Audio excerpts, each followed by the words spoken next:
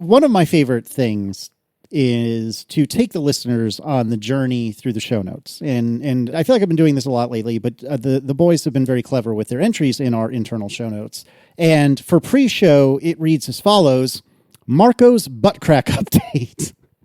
So, Marco, how's your butt crack? I couldn't think of a better way to word this. Can you give me a couple seconds to think about this, though? Because I just read this now, and I want to, before you tell me what it is, I'm going to try to figure it out. Okay, go ahead. And Casey, you can help me here. So, as far as I can recall, we haven't talked about anything involving butt crack. We have talked about his pants pockets and the weight of the phones in them and stuff like that. No, John.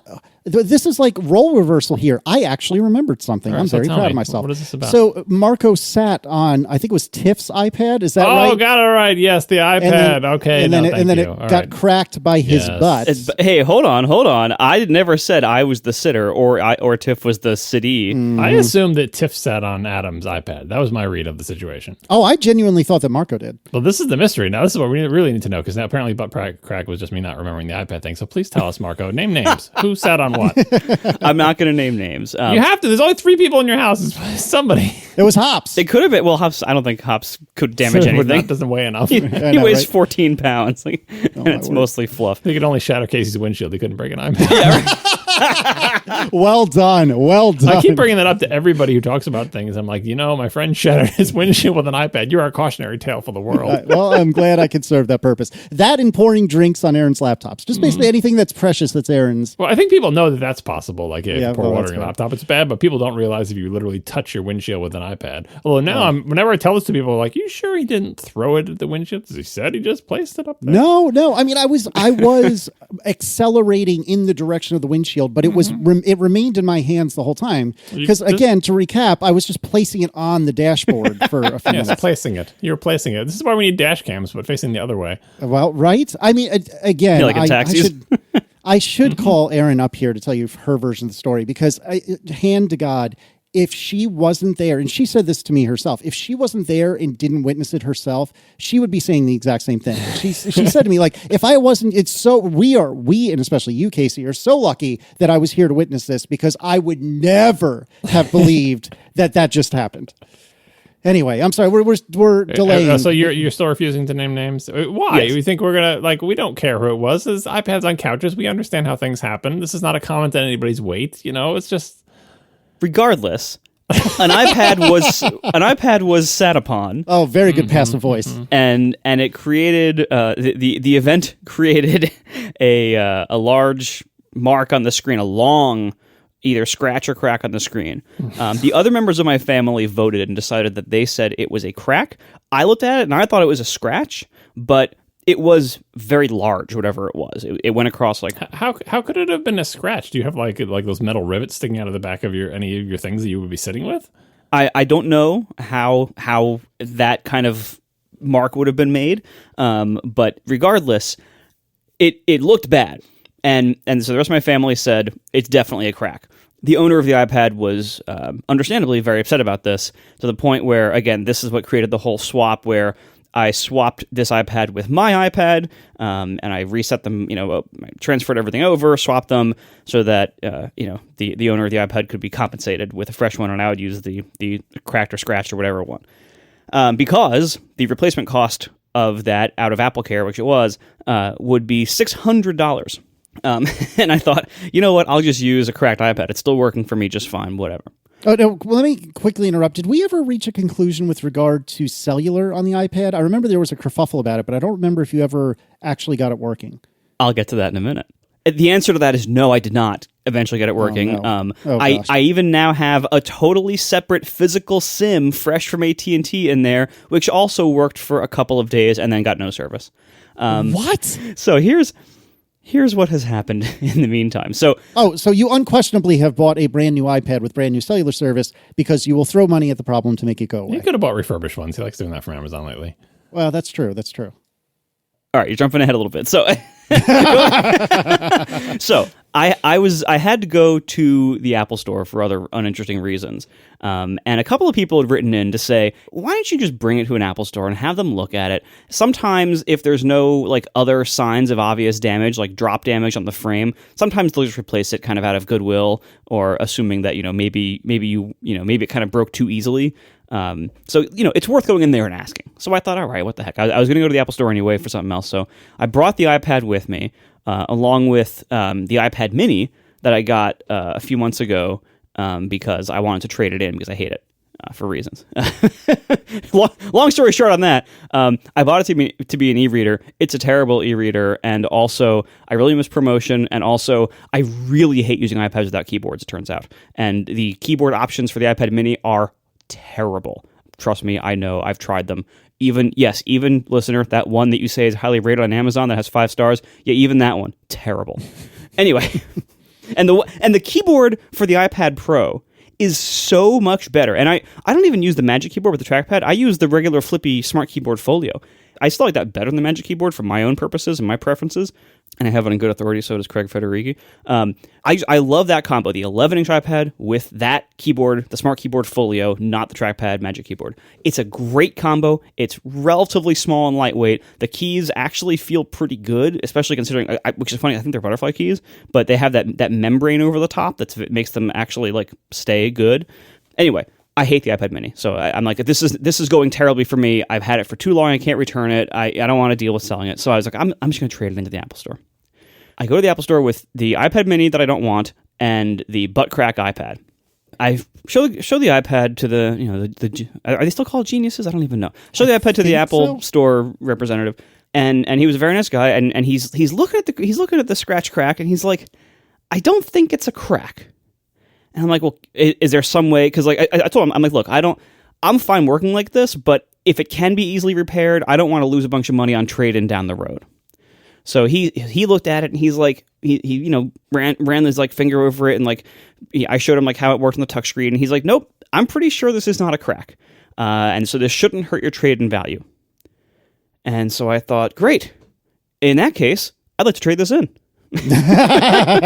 That's a pretty solid pro move. Yeah, because I have someone here right now who says it's not a crack, and this person can accept a trade-in. So let me just do this now and not keep it for another 2 years and then trade it in then for nothing. If by then the mail-in company says, oh no, that's a crack. So I'm like, okay. I quickly decided, I'm like, you know what? I'm going to trade both of these iPads in. So I traded them both in, and Adam has a new one. Excuse me, the person whose iPad got sat on. Oh, the truth has leaked out. Narrowed it down farther, although the way you were talking about it before made me think that Marco sat on it. So I don't know. I can't decide, but it was pretty clear that it was Adam's iPad. Yeah, so regardless, Adam has a new iPad on the way, funded almost entirely by the trade-in of these 2 iPads that I didn't want for reasons, and then I will take back my iPad that has the bad cellular. I'll take that back and deal with it some other way. That was totally a crack, though. I mean, again, if it's a scratch, what would have made the scratch? And if it's so visible, why would you not be able to feel it? It's just an internal crack. It's like one of the layers below the top layer has cracked. That's kind of what I was assuming was probably the case. You don't need to explain to the guy about internal cracks. Once he says it's not a crack and it shouldn't affect trade-in, you are wise to say, great, here you go. Exactly. And that wasn't even my plan going in. I was going to trade the small one in, but as he was doing getting all the logistics in place to trade in the small one, I was like, wait a minute. What am I going to hold on to this for? I have an open out. I hope an open out now. Take it. You may never find another person who doesn't understand about internal cracks. Yeah, exactly. I'm like, take this chance. So yeah. Anyway, the situation hopefully will resolve itself with the butt crack. Well, that has resolved itself, and then the cellular. I'll figure. I'm not in a huge rush to solve it if it's on my own iPad because I don't use my iPad that much. So we'll solve that some other time. I hope the adults in the house will look where they're sitting from now on. I'd like to start with some follow-up/follow-outs. I was listening to the beginning of today's upgrade before we recorded. I didn't get too far into it, but I got far enough to discover what the title was referring to. The title of upgrade number 467 is The Least Important Mac. John, would you like to guess what Mac that they were referring to? I'm still thinking about whether there should be a hyphen between least and important. Fair enough. Don't dodge the question, though, sir. I think probably there should be. I did see this episode appear in my podcast feed, and I did look at the summary, and then, of course, there's all your thing in the notes, and so, yes, it all makes sense. Yeah, so Jason and Mike had a reasonably brief, but actually very interesting conversation about, okay, well, what is the deal with the Mac Pro? And Jason said, hey, I think I can summarize it. So now I will summarize Jason's summary. This is getting Inception-like, but here we are. Haven't seen it.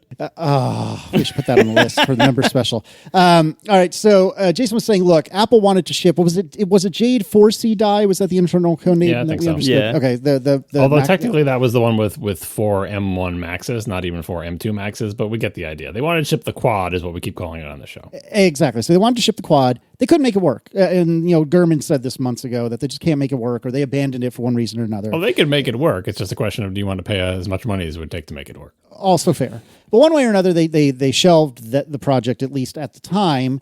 And yet, Apple still wanted the Apple Silicon transition to be done.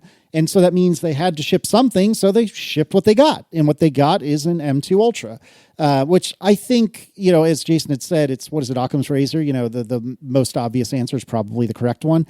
He made a pretty compelling argument that could be the case. Is there anyone contesting that was the case? Not necessarily, but I don't know. I thought it was a pretty good summary that he spelled out in just a couple of minutes. Yeah, the only thing I would add is the thing that I mentioned. They didn't have to ship what they had. They could have said, no Mac Pro, the transition is complete. Well, but I think the implication, as Jason was saying, was that they will probably bring back this quad chip. Well, not bring back, but you know what I mean. They will actually ship the quad chip at some point. Bring the quad chip. We'll see. That's the nature of the Mac Pro. And there are many things that they could do, and we wonder what they will do. But yeah, I feel like if the 4C doesn't work out, the quad doesn't work out for whatever reasons, pricing, whatever, they just I think it would have been in keeping with Apple's actual plans to just say, never mind, the transition is complete. And they wouldn't have had to, but it would have been nice if they did that, to say, kind of like they did by saying, the Mac Pro is for another day, to reassure people. They could have said, we're not shipping one now because we couldn't make the Mac Pro that we wanted to make, but rest assured, this product isn't dead and we're going to have another one.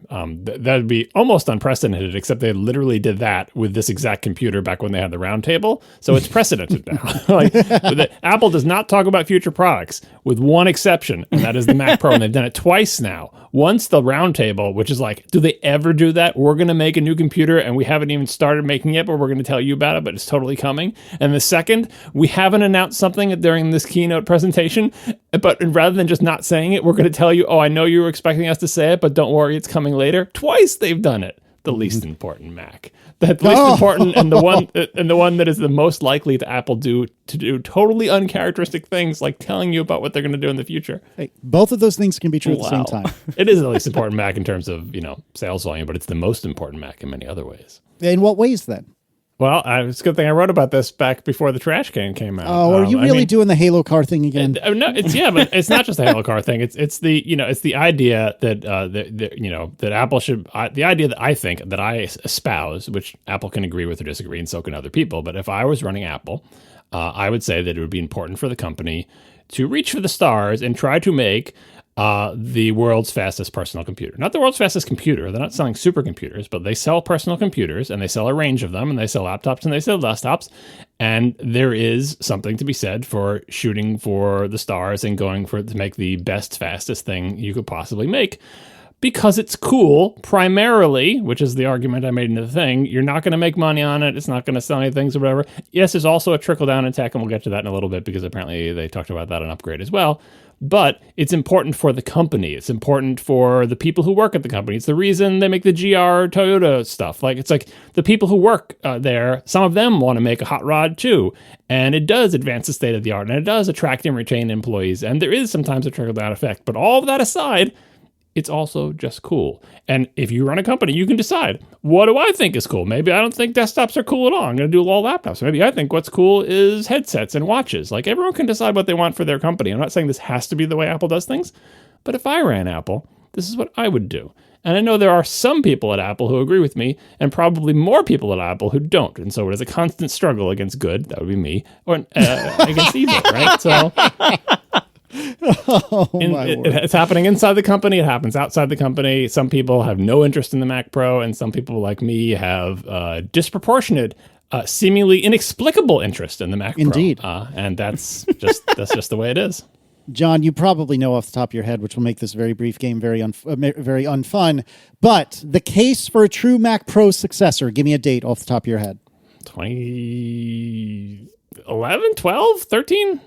11. You got it at the end, 2013, March 8 of 2013. I was going to guess 13. Yeah. What did I say was the anniversary of ATP? That was like almost to the day when we really and truly embraced, or the 2-year anniversary, excuse me. No, that was it. It was 2013, the anniversary. Yeah, I was confused because that's the trash can year. 2013 is the trash can year. Yeah. So I was writing this before the trash can had come out. Yeah. And golly. 10 years ago. And as I've said multiple times before, people said, "Oh, is the trash can a true Mac Pro successor?" I think it is. They tried to make a hot rod. They didn't do a good job, but it's not like they didn't try, right? It's not like they said, give them a tall Mac Mini, right? They did something, and so full credit to Apple for that attempt. They're not all going to be winners. Golly. So ATP was just a wee little baby in March 8th of 2013. The case for a true Mac Pro successor. Well, so here's a question. If they had released only the Mac Studio and had called it Mac Pro, Ooh. what would we think of that as a Mac Pro? People would have been super angry because that they already had that name and they made a big deal at the round table of it being an expandable modular computer, blah, blah, blah. So this is modular. You can attach a monitor. Yeah, it's as modular as a Mac Mini. Well, but it has all this Thunderbolt bandwidth, Yeah, I know. But the problem is that we've already been there and done that. And Apple, for whatever reason, decided, no, let's have a round table. We are going to make this kind of computer that some people want. That's what they said. And we're going to call it Mac Pro. If it came out and it was called Mac Studio, then it would be like, I guess there's no Mac Pro, and people would be mad. But if they tried to call that thing the new Mac Pro, it would be the trash can all over again, because people would be angry that it's not really a Mac Pro, and the people who wanted a Mac Pro would not be satisfied by that. It's a thing that Apple could have done, and Apple could have just written it out because, who cares? It's not going to be a big deal. But the funny thing though is that only the Mac Pro they just released is not that much more quote expandable than the Mac Studio. Well, it fits slightly more PCI cards than the Studio does. But RAM isn't expandable, graphics aren't expandable. It's the same processor. It's true, but it has a lot of room for PCI cards, and for people who want to put cards in there that aren't GPUs, they can't do anything with the Mac Studio. It is not useful to them. I know they have breakout chassis or whatever, but the bandwidth just isn't there for that. So yeah. And there's no rack mount version of the Studio, and you could put little rack mounts like they do in the Mac Minis. It's just a different kind of computer. I'm not particularly saying that they should have shipped this Mac Pro, especially at the prices they shipped it at. If they had skipped, I would be gnashing my teeth. Well, but if they skipped and said, we couldn't do the quad, so stay tuned, we're going to try to do better next time, I'd be like, okay. And I don't mind that they ship this one either. I'm glad people who find it useful, want it, but it's not a slam bang winner like the 2019 was. Was it though? At $90 gazillion $1,000. Anyway, so Jason and Mike continued on. Jason, as we alluded to, named the Mac Pro is the least important Mac. And then Mike made a really interesting point very succinctly, and I'm paraphrasing, but what he basically said was, look, all the interesting technology is now flowing from iPhone to Mac, not the other way around. And this was in part his retort to they need a Halo car. Well, it was Mike saying, well, the Halo car is the iPhone. But I disagree with that. I disagree with this assessment that the interesting tech is flowing iPhone to the Mac. I don't think that's true. Setting aside the fact that I don't think the technology trickle down is the main reason you do it, as I think I established before. In my opinion, the main reason you do it is because it's cool, right? But the technology direction is not that way. So look what's in the Vision Pro. It is not an iPhone chip in there. It's a Mac/iPad chip in there. And you can say, well, but it's iPhone cores. They made those cores for the iPhone and they just put a bunch of them together. The M series chips are not as simple as, just take a bunch of iPhone cores and put them in a bin together and shake them up and you're done. The M series chips have stuff done to them. First of all, to work out the multi-core stuff so that it is efficient and that has the right balance between the cores and the GPUs. But second of all, there's more stuff they did to the M series chips. And iPhone chips are not powerful enough to run the Vision Pro. They had to use an M series chip plus whatever the heck is in the R thing, right? That is not a reverse direction flow. If anything, that's a flow from the Mac, which they made those chips for, but thus the M, down to the iPad and the Vision Pro. Second, when you're doing advanced stuff like Halo Car type stuff, you have to do the things that haven't been done before, like trying to do the quad or the internet connect with the ultra, or really trying to ramp up the GPU to make things possible that are not possible on computers that people actually buy. Right? Nobody buys these Halo cars. Nobody buys these Mac Pros, right? But you never know what's going to be possible when you put it all together and put it into a $1 million supercar or a $50,000 Mac Pro. What kind of applications are possible? What kind of frameworks are possible? What kind of new workflows are possible that will eventually trickle down to the slower, crappier things? Nobody is working out like, oh, I didn't think I could work without the old days, proxy workflows for video, right? What if you made a computer that was powerful enough that you didn't have to do proxy workflows? That doesn't happen first on like the MacBook Air. It doesn't happen first on a Mac Mini. It doesn't happen first on an iPhone. It happens first on whatever the most powerful computer Apple sells is, and then trickles down when eventually all the other computers get better. But writing the software to say, hey, I bet on our most powerful computer, you can do 4K 60 no proxy workflow. The first time that happened, however many years ago that happened, it didn't happen first on the iPhone. Right. So I don't think all the interesting tech is flowing in that direction. And it's another one of those self-fulfilling prophecies. If you continue to limit what you're willing to do at the high end, if you're like, well, we'll do like what the MacBook Air has, but no better than that, and that'll be our high end chip. Like if there was no M1 Max, no M1 Pro, or no M2 Max, M2 Pro, no M2 Ultra, and the top of the line was just a plain old M2 that is also in the iPads, of course you're limiting the scope of how much is going to flow back down, because you only had to do a limited amount to combine the iPhone chips into the plain old M2. But to combine those iPhone cores and all that other stuff, and the decoders and the RAM and the big honking monster GPU that has everything plumbed the right way from the quad, now there's much more to trickle down. You're so much farther away, so much bigger, higher, more expensive. There's more to trickle down. I mean, even stuff like the Afterburner card, which eventually got ditched and its functionality incorporated into the Apple's biggest chips, is another example of things trickling down, where we have an idea of how we could do something better. Eventually, we'll build that into the chip by putting enough decode into it. Yeah, I don't think all the interesting tech is flowing iPhone to the Mac and not the other way around. We are brought to you this week by Rocket Money, a personal finance app that finds and cancels your unwanted subscriptions, monitors your spending, and helps you lower your bills all in one place. Do you know how much you're paying for subscriptions? How much you actually pay? Most people in America think they spend about $80 a month on subscriptions, but the actual total, according to Rocket Money's data, is $200. If you don't know exactly how much you're spending every month, you need Rocket Money. Over 80% of people have subscriptions they forgot about, and chances are you are one of them. I thought for sure going into this, what could it really find me? I installed Rocket Money, and it found, in the first hour I had it installed, it found, I think, 6 or 7 different subscriptions that I really didn't need, and some of which I didn't even know I had.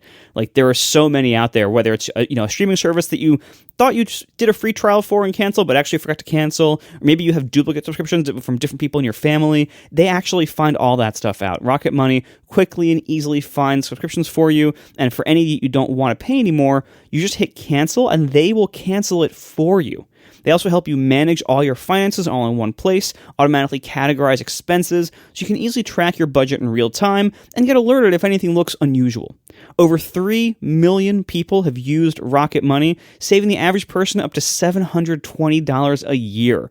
They're literally saving me hundreds already. So stop throwing your money away. Cancel unwanted subscriptions and manage your expenses the easy way by going to rocketmoney.com/ATP. This is the kind of app that pays for itself really quickly. You'll see. rocketmoney.com/ATP. One more time, that's rocketmoney.com/ATP. Thank you so much to Rocket Money for sponsoring our show. Tell me about Vision Pro eyes, please. Yeah, I meant to get an offset for this, but we were talking last show about whether the eyes that you see on the outside of the Vision Pro are, enhanced video of your eyes, or whether they are just CG eyes the same way they would do on your persona, like the little fake version, the digital version of you. And in the talk show 378, the one from WWDC, various Apple executives are on stage discussing those eyes. And their discussion strongly implies, but does not flat out state, that the eyes are essentially CG the same way they're done in the persona. You can listen to it. It starts around 54 minutes into the show. They're not really talking about that specifically, but if you listen to what they say, it seems like it's a persona, but it's really hard to tell because it's a good reading comprehension test, because if you look at the transcript and listen to the words, some people will be absolutely convinced that they totally said it's just like persona, but then you have to look at it and it's like, well, they said just like in the persona it does X, or it's like the persona, or we don't fake your blinking. When you blink, the eyes blink, but that's true of the digital persona too, right?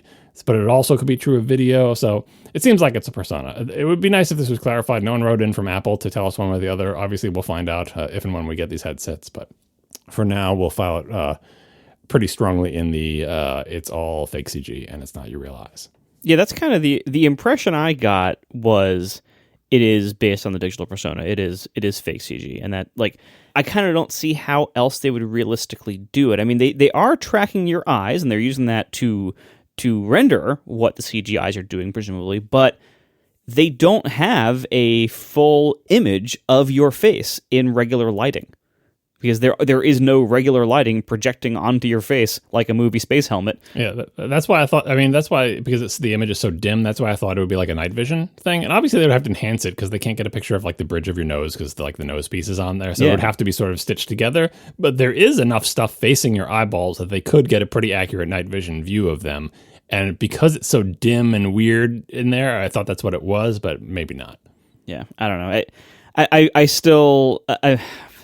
We've heard a lot of feedback on this topic. I still think the digital personas and the eyes being based on probably the same thing, I think that's going to not age well for this product, and it wouldn't surprise me to see major changes in those areas for future versions, like maybe getting rid of them.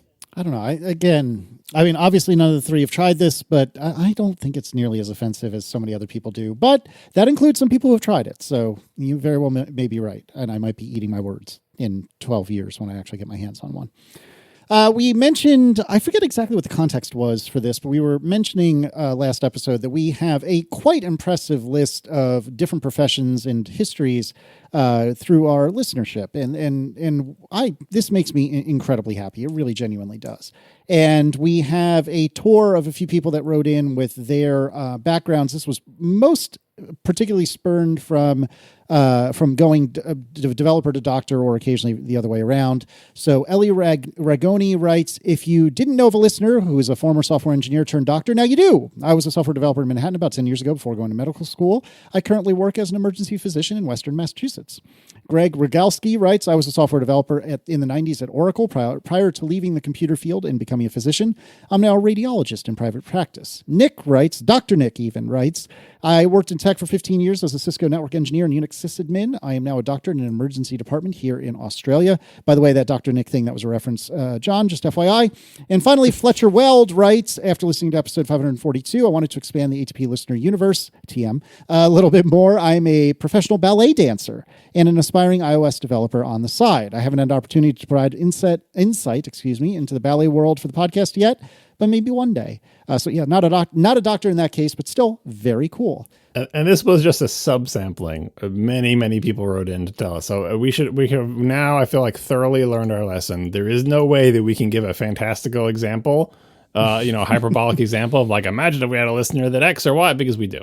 Yep, exactly. Which again, it may sound like I'm not being serious, but truly, this makes me incredible. I probably would have gone for a ballet dancer eventually, but they got preempted on that. Because surely no ballet dancers listen to the show, let alone ballet dancers who are also iOS developers. Of course there are. Of course. All right, and then we had some statistical analysis feedback with regard to the members episode poll that John was running. Are you still accepting responses for that, John? Yeah, I should probably close it down. I mean, no one's really responding to it anymore. But yeah, we did get a bunch of more responses. But yeah, nothing has changed about them. And Chris wrote in to explain why. Yep. So Chris Rose writes, John mentioned an interesting statistical phenomenon when talking about a survey. After a given number of responses, the average, or whatever he was calculating, did not change much as new responses were submitted. A recent theme of the show has been the broad range of professions your listeners have, so let me add another. I'm a statistician. I will probably get that wrong at least 5 times. Most of my programming is statistical analysis work, but I grew up on basic C, assembly language, and lots of others. And yes, I've written Swift code for iOS. The phenomenon John mentioned is related to the concept of standard error. In many statistical analyses, you want to use measurements to estimate some unknown value. Standard error is the expected difference between your estimate and the true value of whatever you are trying to estimate. It is calculated as the standard deviation of whatever you are measuring, divided by the square root of your sample size.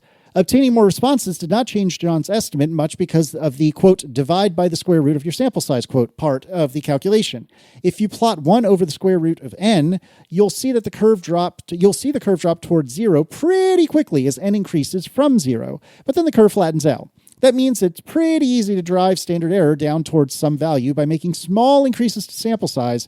But to meaningfully decrease the expected error further, you need dramatically more measurements. A 100 times increase in size only delivers a 10 times improvement in the standard error. Once you've got a reasonable number of measurements, getting more doesn't help that much. As John collected more data, his estimate was just wandering around whatever value he was trying to estimate, staying, on average, 1 standard error away from it. It was pretty good. It's pretty good. So that happened.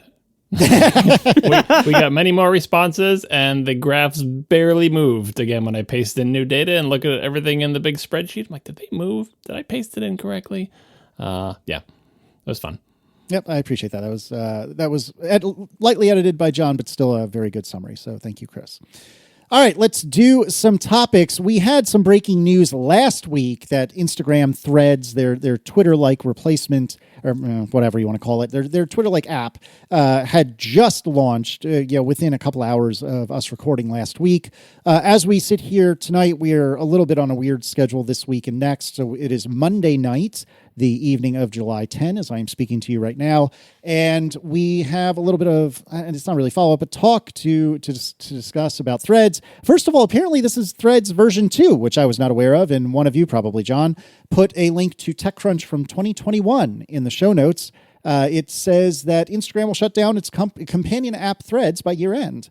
Threads was introduced in 2019 as a companion app to Instagram shortly after the company shut down its other standalone messaging app, Direct. Instead of focusing solely on the inbox experience, Threads was built as a camera-first mobile messenger, designed to be used for posting status updates and staying in touch with those you designated as your close friends on Instagram. The app didn't gain mainstream adoption, however. Today I learned. Yeah. Did anyone remember that? I had no recollection of this whatsoever. Zero. Never heard of it. And so this is the reason this is interesting. Is just none of us remember this app that got canned back in 2019. But here's what's extra interesting about it, because as we're going to talk about the real Threads, the current Threads in a moment, this was an app put out by Instagram that leveraged your Instagram social graph, and it got no traction. I mean, maybe it wasn't differentiated enough from Instagram because it was kind of like Instagram, but just for certain things. But this is an example when we talk about the real Threads of like what's different about Threads this time. We are going to talk about the fact that it leverages the Instagram social graph and the fact that a lot of people use Instagram and Facebook is huge and so on and so forth. But there are other ingredients that made for Threads v2, Threads v current, being different than Threads v1, which wasn't that long ago. It got shut down in 2021. It went from 2019 to 2021. I mean, that was kind of a bad time for like people traveling and posting photos. But it wasn't a bad time for people to be communicating through their phones, though. You know That's what I mean? true. Like, Yeah. You're taking pictures of your sourdough starter or whatever. Well done. I think before we dig into social graph and stuff like that, I feel like we should spend at least a moment talking about our experience on Threads so far. Since I'm talking, I'll start. I have not used this very much. It's so, I can't put my finger on how I feel about it quite yet. In some ways, it feels like, it feels kind of like Twitter in that it seems like everyone is there, and I'm not saying that's factual, but that's kind of what it feels like to me. But everyone is more enthusiastic and less grumpy at the moment, which is a nice change of pace from the Twitter that we knew, a few months ago. The app, I keep going back and forth. There are parts about it that I think are either pretty or that I like, but there's a lot that I can't put my finger on what about it I don't like, but I don't love a lot of the choices the app makes. I really dislike not having any sort of experience on the Mac. And I was thinking about this earlier. I think when I saw Marco, you lamenting the fact that there's no Mac app or no Mac, real interface at this point. I never thought of Twitter as a Mac exclusive experience, but certainly most of the time I spent on Twitter, I spent on my computer. And I'm not saying that, I wouldn't use Threads if there's no Mac or iPad app, but it certainly makes me less enthusiastic about it. And maybe I'm the only one other than Marco that feels that way, but I don't know, that really does kind of bother me. The notification scenario for me, it was a mess. Like I was getting blown up constantly by notifications. So I had to turn all those way, way down real fast. I apologize if that comes off as a humble brag. I don't mean it that way at all. Like it's just, I feel like anyone would have had. Yeah. Because like it was importing all your Instagram people and they were, so like it was an explosion of notifications that first night. Yep, exactly. I also don't love that it asked, I feel like it asked me, do you want to follow, like pre-follow, if you will, all of your Instagram contacts? I definitely think that was a cool idea. No joke. Like that was a great idea. I swore I said no, though, and maybe I didn't, but I could have sworn I said no, and I kind of wish I'd said no because I feel like the people I follow on Instagram, like I follow them on Instagram for a reason, but just because you put up pretty pictures or what have you, it doesn't necessarily mean that I want to hear your thoughts about everything under the sun. A silly example of this, and judge me if you will, but I really enjoy looking at accounts that have really pretty pictures of like Disney World, for example. I really enjoy Disney World. It's a happy place to me. It's okay if you don't feel that way. That's fine. But for me, I enjoy that. But I don't necessarily need to be kept up with the ins and outs of what's going on in the Disney community every day of the week. Like, that's not the level I'm at. And so here it was. I ended up accidentally, following all of the, maybe it was like 5 or 10 accounts, but following all these accounts who were constantly going back and forth about, oh, remember this ride? Remember that ride? Oh, this is cool. Oh, did you hear about what's going on now? Which, again, that's fine. It's just that's not something I'm necessarily interested in. I want to see the pictures. I don't necessarily want to see the text. And I feel like, in a way, I'm kind of crossing the streams a little bit here, which, again, is my own doing, and there's no reason I couldn't unfollow them on Threads. But there is a reason, though. You could unfollow them on Threads, but does that mean you wouldn't see posts from them anymore? Well, I don't think it means anything for Instagram, which is what I want. Like, I would want to follow them on Instagram. Right. You keep following them on Instagram and you unfollow them on Threads. You're like, now I won't have to see that discussion about Disney stuff that I'm not interested in Threads. But I think that's not true. I think Threads would still show them to you. I misunderstood your point. I'm with you now. And yes, actually, that's one of the things thank you so much, because that's one of the things that has driven me nuts about Threads is that I'm seeing, like, I feel like it used to be this way on Twitter like 10 plus years ago. I'm seeing all these conversations between people that maybe I follow one of them. And I guess this is just algorithmic timeline, like coming to get me. Maybe you follow none of them, which is much more likely. That also happens. Yeah. And like that. And to be clear, Twitter, when used through a third party client, was never like this. Exactly. And that's the way I'm used to seeing Twitter.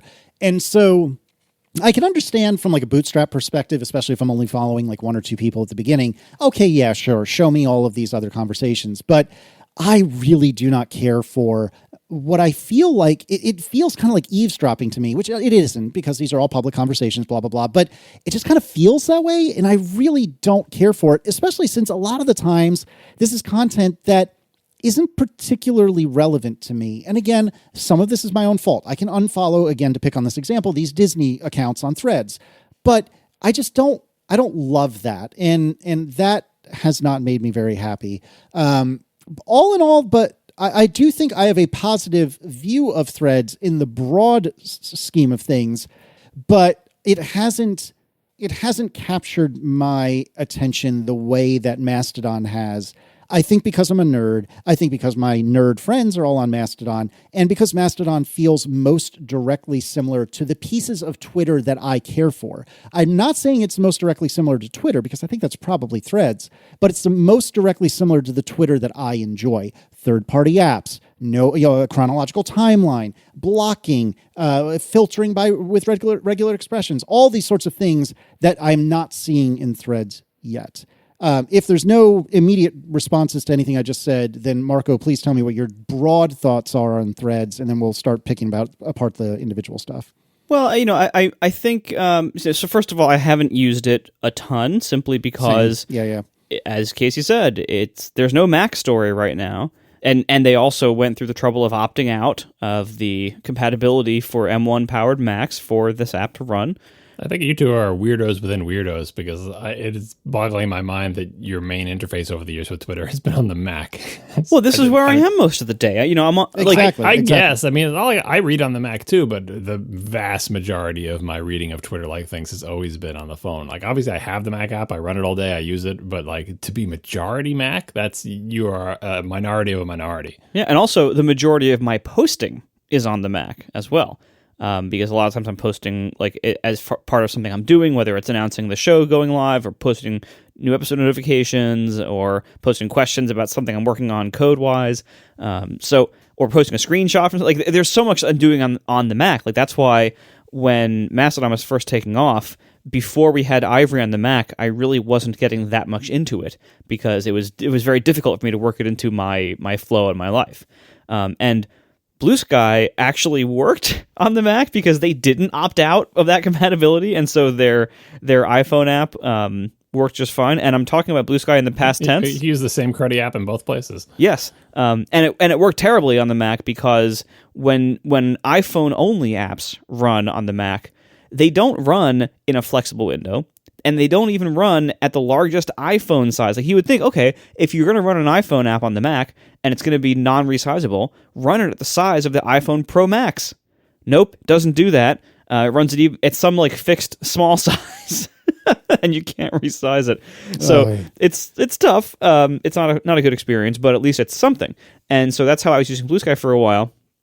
And I'm talking about Blue Sky in the past tense because honestly, I've forgotten to continue to use it.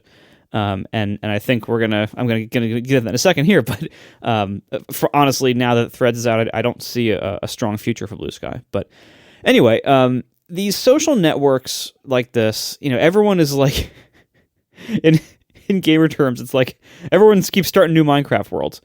And like let's start everything from scratch, and it's super fun for a little while as everyone's like, finding other people and refollowing for whoever they were following in other places before, and then someone comes in and wrecks everything. Yeah, and the problem monsters is take over. Yeah, that's the problem. Like eventually it becomes night and it becomes all Nazis, and what part of the reason why I didn't really get long-term engaged into Blue Sky is that every time I would go to Blue Sky, all of the conversations going on would be about Nazi issues. Even if it wasn't the Nazis themselves, everybody was just talking about what to do about Nazis. They're wringing their hands about how nice we should be to them.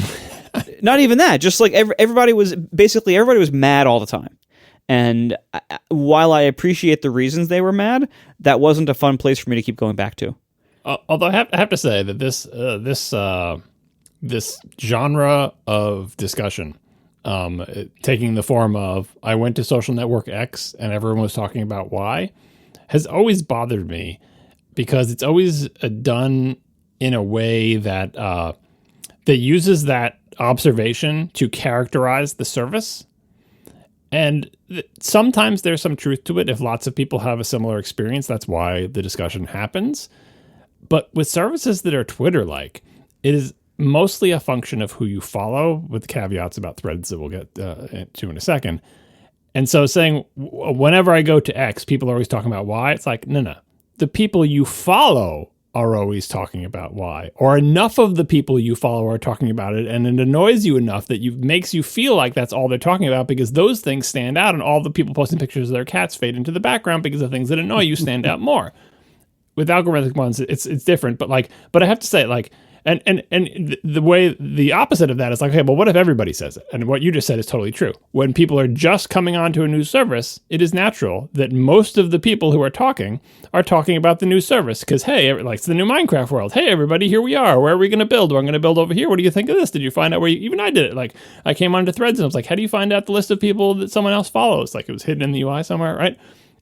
When you see enough people saying that, it makes sense. But I have to say that for services that have settled down to the point where there's not a gigantic influx of millions of new people every single day, if you continue to not see the discussions you want, and if you are not subjected to a non-optional algorithmic timeline, you can adjust what you see by changing who you follow. And that was true on Twitter with third-party clients only, and it's true of Mastodon. It is not so true of Threads, unfortunately, which we'll get to in a little bit. And in Blue Sky, it's mostly true because Blue Sky did have a timeline that will show you only stuff from the people you follow. So this is This is to suggest to people that if your experience of a service that gives you control over your experience is not to your liking, and if that service is not in its, September or whatever, like where all the new students come in or whatever, you can do something about it. And you should do something about it. Even Casey of like, oh, I don't want to see all these Disney people, like immediately unfollow. I mean, again, not that it's going to save you on Threads, but yeah, ruthlessly unfollow. I know people don't like to do it because it feels like they're doing mean things to their friends or whatever, but that's how you can hammer these services into a shape that is more pleasing to you.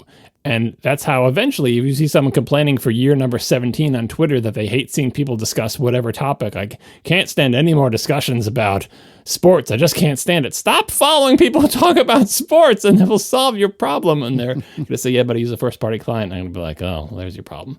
Anyway, continue. Yeah, and with all these services, look, you've been hearing me say a similar thing for a year, that like the service is who you follow. That and your perception, if you're lucky, right, and you're not your lucky perception of the service is usually, for most services historically, who you follow. But yeah, the problem is that's not the case for these new ones that are very algorithmic and trying to promote things and from other people, or they're so small that you kind of have to go fishing in the pond of random tweets just to like find people.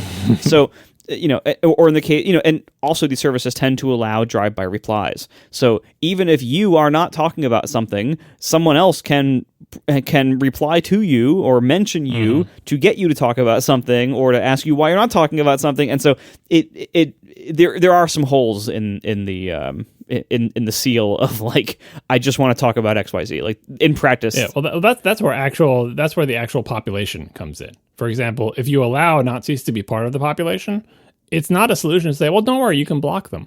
Because who wants to spend their day blocking Nazis, right? Like, that's like, and it's like, well, we can't solve that problem. It's like, yes, you can. Don't let them be there. It's like going to your favorite restaurant and it's like, yeah, the clowns come in with seltzer bottles and squirt everybody, but just if any individual clown does that to you, just block them and we'll make sure they can't squirt you anymore. Yeah. And then a succession of clowns squirts you with seltzer and you're like, well, I blocked every single one of them, but I'm still soaking wet and I don't like this restaurant anymore. Can't you just not let the clowns in? Yeah. Also, you're only blocking the bottles, not the clowns. They can just go buy a new bottle and bring it right in and then just squirt you again. And they would say, well, can't you just not let the clowns in? And they'd be like, well, but it's a free country. We got to let the clowns in. And it's like, it's a restaurant. Anyway, continue. Yeah. Different topic. So back to Threads. So I've had a hard time using it because it, in standard Zuckerberg fashion, it really tries to clone a lot of the Twitter app experience. Problem is, as previously mentioned, I never had the Twitter app experience. I have the Tweetbot and Ivory experience, which is so much nicer. And the actual first-party Twitter app, I never used that. So I went to Blue Sky first, and they ripped off the Twitter experience. Now I'm on Threads. They ripped off the Twitter experience.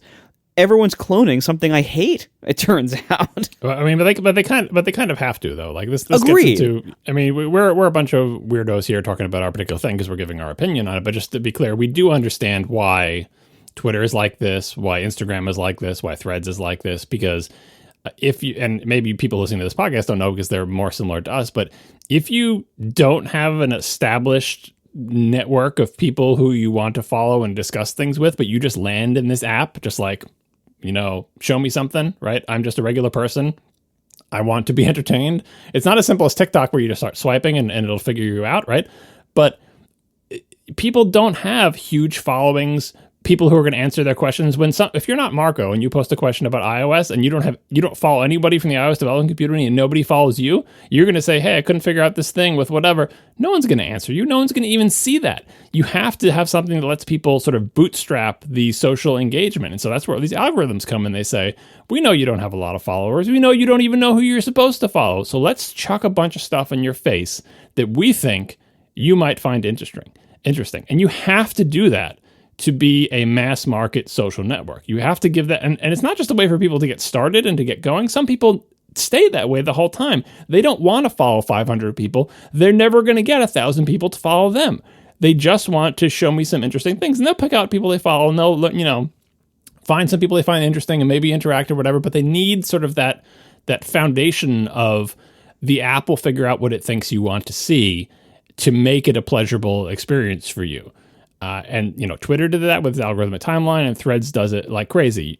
You probably want to see what other people want to see, which is celebrities or whatever. And presumably, if they do a good job with the algorithm, like TikTok seems to, they'll figure out what you like based on creepily watching what you spend more time lingering on in the scroll view or whatever the hell they do, right? But that's their job, and that is not our 3 experiences of Twitter. But apps like this have to do that if they want to be mass market. I mean, so Blue Sky is still invite only, and it was like 50,000 people.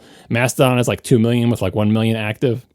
As of Monday, July 11th, Threads, which came out like last week, is at 100 million people. That's what the point I wanted to make with the Threads V1. It's like, well, of course they're at 100 million. They leveraged the Instagram social graph. Yeah, the original version of Threads also leveraged the Instagram social graph. Something else must have changed, and we all know what has changed. Number 1, Twitter bought by maniacs, thrown in the dumpster, right? Number 2, this trend of, hey, let's try different social networks. Blue Sky, Mastodon, all these things, like there's blood in the water, right? Previously, if Facebook's, Instagram, whatever Meta had launched this when Twitter was at the top of its strength and everyone was on it and the president was posting on it and it was just like the place where everything was happening, this app would have died instantly. No one would have cared. It did die instantly in 2019. It wasn't the same app, obviously, but like, it's not just like, oh, we're Facebook, we automatically win. No, but when there's blood in the water, people want a new comforting thing. That you launch the app, if you have an Instagram app, even if you don't even use Instagram, it knows that you have one because you launched it on your phone or whatever. It's like, puts a button, boom. And what do you have to do? Nothing. There's that thing. Do you want to follow the Instagram people? Yes, no. It doesn't even matter what you answer because whatever you answer, it's going to throw a bunch of crap in your face and you're going to look at it.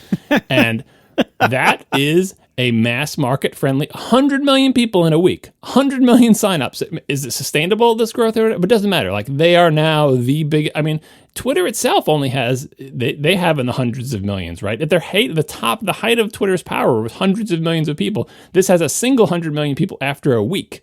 That's how much people are dissatisfied with Twitter. So that's one of the main reasons we're talking about it. And, the fact that it doesn't do what we want it to do yet is kind of a bummer for us, but it shows how if you want to win the social networking game of Twitter-like things, the bar was substantially lowered by Elon Musk. We are sponsored this week by Memberful. Monetize your passion and diversify your revenue streams with Memberful. Memberful is the best way to sell membership programs to your audience.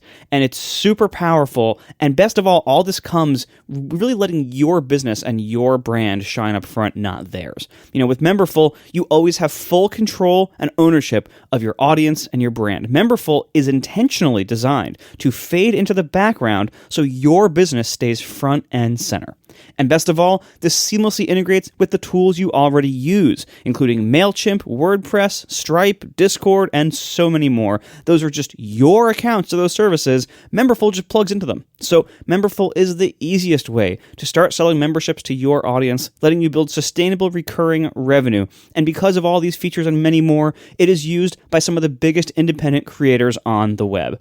If you're looking to add membership to your existing business, you want a solution that works with your existing technology so you can launch a new revenue stream without rebuilding your entire tech stack. And Memberful has amazing features for your membership program, including streamlined and powerful checkout, an easy-to-use member portal, transaction emails, a member management dashboard, and so much more. Memberful's analytics give you an easy-to-use in-depth view of what's working, what's not, and where to invest more, maybe. So, for instance, you can create members-only podcasts. You can use your existing podcast hosting, so you don't even have to change that. Start earning more revenue with your current publishing workflow. So, Memberful is just a really great solution for selling memberships. You can focus on what you do best, making and earn revenue quickly while retaining full control of the branding. So get started for free with no credit card required at memberful.com/ATP. Once again, memberful.com/ATP. Get started today. Thank you so much to Memberful for sponsoring our show.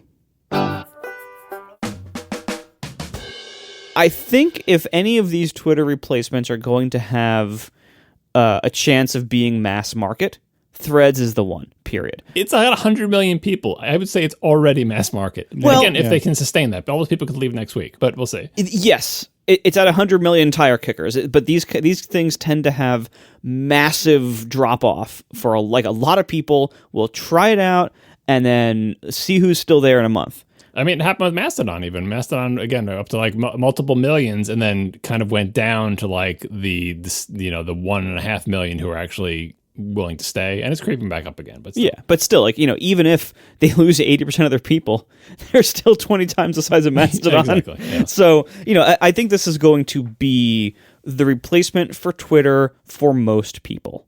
If Facebook doesn't screw it up, because there's still plenty of room for Facebook to screw up. Not I was going to say not intentionally like Elon, but not as incompetently as Elon screwed up Twitter, because it would be hard to compete with that. That's really probably like one for the ages. Like, how can you do everything possible wrong over and over again? But it's not as easy as you think it is. Twitter had the advantage of being the first one to do anything like this, so he defined everything about it, and Twitter was fairly incompetent and stupid too, but it was literally the only game in town and invented this entire thing. So it got a lot of grace. And we were talking about this in Slack channel, like, do you think Threads is going to be like Twitter? Even if Threads ends up being 10 times bigger than Twitter, it will never be like Twitter because it's not singular, right? There's already other things out there, like Mastodon, and Blue Sky and Nostr, and like, it's a different world where when Twitter was just Twitter, it's kind of like Google is now. Like, there was a bunch of search engines and then there was Google. And we still really haven't entered the post-Google age, despite Bing and DuckDuckGo existing and everything. We are clearly in the post-Twitter age, where there was a singular thing, Twitter, and we will never be in a time. It's like, going to like a streaming video versus cable TV versus, antenna TV. There will never be another time where we're all watching the same show on TV all the time, like we were back when there were limited choices. And there will never be a time when there's a singular focus of this kind of social networking like there was in the Twitter days, even if Threads becomes 10 times bigger. But, keep in mind too, like with Threads, a huge part of the 100 million people who are there now were not Twitter users. They were Instagram users. We'll see how much this sticks. I do think it's going to stick, but I think it's going to be different in terms of who's using it, how, and for how long. And we'll see. I am optimistic about its future, and I say this in terms of like, I think it has good chances of sticking around, not in terms of like, I'm super happy about this, because I still am not a fan of this company at all. And so I don't love the fact that they are the ones owning this. That being said, I also think that Mastodon will be fine. There's enough people now on Mastodon that seem to have, built a life there and built patterns there and built an audience and have, apps configured and all set up the way they like and everything. The people who have been using Mastodon to date, most of them will continue to use it. That I think we, our nerd circles, we formed a community there, and all the people who were there before, like, they have these communities there and they're fine. Well, there is a possibility of a backdoor NACS style takeover, where Apple bought NACS, but essentially the people who were part of NACS ended up taking over Apple. Facebook doesn't want this to happen, but depending on how well the two sides of this play it, it could work out very much not in Facebook's favor and very much in our favor as the people who like Mastodon. So in theory, Threads is supposed to be an ActivityPub app that is, in theory, according to Facebook, going to federate with the other ActivityPub things like Mastodon. If that actually happens, and Facebook said it will, if that actually happens, and if that happens in a way that makes sense, what it means is that weird people like us who are on Mastodon, who like to use the Mastodon apps, in what I would say the vibrant third-party ecosystem of apps that can read Mastodon, which does not exist anywhere else for Threads or for Blue Sky or anything like that, we'll be able to follow people on Threads, and people on Threads will be able to follow us, and we can sit here and use our app, and they can sit there and use the Threads app and see tons of stuff that's just algorithmically chucked in their face, and everyone can have what they want while still communicating together in a decentralized, federated universe that we call the Fediverse. And if that happens, if people are on Threads and those people who are dissatisfied with the Threads app, with the Threads algorithm, with Threads moderating choices, with Threads anything, that they would then have the option to say, you know what, things are not going the way I want over here in Facebook land. Is there somewhere else I can go while still following all the same people, but using getting my choice of applications and using a better app and not having ads in my face and having fewer Nazis or whatever? They can go to another instance that they like better. Right? That's the promise of decentralized social networking. And if that happens, I have to think that people, if this in a friction-free market, which of course all these, the people, these the big companies, we love market forces and capitalism and friction-free, movement of capital and people. Yeah, they don't want friction-free. They want all the friction, keeping everybody on their thing as prisoners. They want to build a moat. There's a reason that phrase exists, and it's not because they want friction-free movement among choices, right? They do not want competition. They want to lock you in. They want to, right? But if they actually federate, people will be able to go elsewhere. And there will be a sort of an activation energy that is required, because first you have to know that you can do it, and second, it's a pain and technical and blah, blah, blah, right? But when everyone was dissatisfied with Twitter, we would have killed for some kind of way to take us and all our social network elsewhere, to a place, to an instance that had different moderating decisions and different applications and different business models or whatever. But we couldn't. That didn't exist. We had to start from zero. And we tried with app.net and it didn't work. And then Mastodon tried and it didn't pull people away. It took Twitter going in the toilet to give us enough activation energy to build up our new Minecraft world over in Mastodon. And now, if Threads come out and it is the mass market thing, if they actually federate and if they do it in a way where they don't take over control of everything and do the embrace, extend, extinguish thing, if they don't successfully pull off that maneuver, we could be in a much better situation. Like, I would be much more down on Threads if they weren't even pretending to do that. But the fact that they feel like, not pretending, but like, I'm sure there are people there who want to do the right thing, but they work for Facebook. So I don't know how well that's going to work out. But it gives me some hope that this could be like a terrible mistake by Facebook to enter into this. Like, they could have just done Threads and not have it done ActivityPub and not promised to federate, and they would be just successful at this point 1 week after launch. But the fact that they did that and promised that means that we have an in. We have an ability to slowly but surely, kind of the way Linux slowly but surely displaced all the proprietary Unixes. When Linux first came out, when some college student made some little toy operating system that ran on his PC, nobody at IBM, at Sun, at HP were like, in 20 years, we're going to be out of business. We're not going to be making Unix anymore, and everyone's going to run Linux. They would have laughed and laughed and laughed. Linux is nothing. Linux is like the Mastodon, not even the Mastodon. It was used by 100 people, right? And Linux came through and swept through the entire world. There are different market forces at play there, but it's the same type of thing where the small open thing that gives users more freedom is able to disrupt the worlds of like proprietary Unix, where everything was super expensive and everything was locked down and you couldn't get the source code unless you paid a lot of money. And it was just, I think social networking is also ripe for that kind of disruption. I think that's what Mastodon is doing. And I think Threads is walking into that trap if they do everything they say they're going to do in the nicest possible way, which, you can decide what you think the odds of that are. I don't think, like Margaret was saying, I don't think if Threads does all the super evil stuff that they can do, I don't think they'll be able to reach out and destroy Mastodon, because that's the nature of decentralization. Threads can do whatever it wants, but they can't literally reach out and shut down Mastodon instances. Only the people who run it and the people who use it can, make that happen, either by not funding it enough or giving up on developing the software or whatever. But Facebook doesn't control anything having to do with Mastodon. So I am cautiously optimistic. And if I had to root for something, if I had to root for Blue Sky or Nostr or Threads, I find myself in the awkward position of kind of rooting for Threads, because it's the only one that even claims to be built on ActivityPub. And ActivityPub is what runs the server that I like, which is Mastodon. My worry with the federation thing, so I have two worries with Threads federating. One, of course, is that they just won't do it, or they'll do it and then undo it. Let's set that aside. Let's assume they actually follow through with their word. They could do it in terrible ways, too. There's a third option. Yes. And I think, and by the way, whatever their word is worth, it seems like the Instagram leadership seems to be better people than the Facebook leadership. So maybe this little subdivision of this company, maybe they are more trustworthy than Mark Zuckerberg, who... And by the way, if I had to advise them, I would say, Mark, you're still going to get like 90% of the population. Just let the other 10% be happy. You know what I mean? Yeah. Like, it's not like, oh, Mastodon's going to take over. Like, I just gave the example of Linux taking over, but again, there were different market forces there. But like, it's like, you'll get most of the users anyway. You can actually be nice, but we'll see how it works out. Mark Zuckerberg has had many opportunities in his life to do the right thing and has seemingly taken none of them.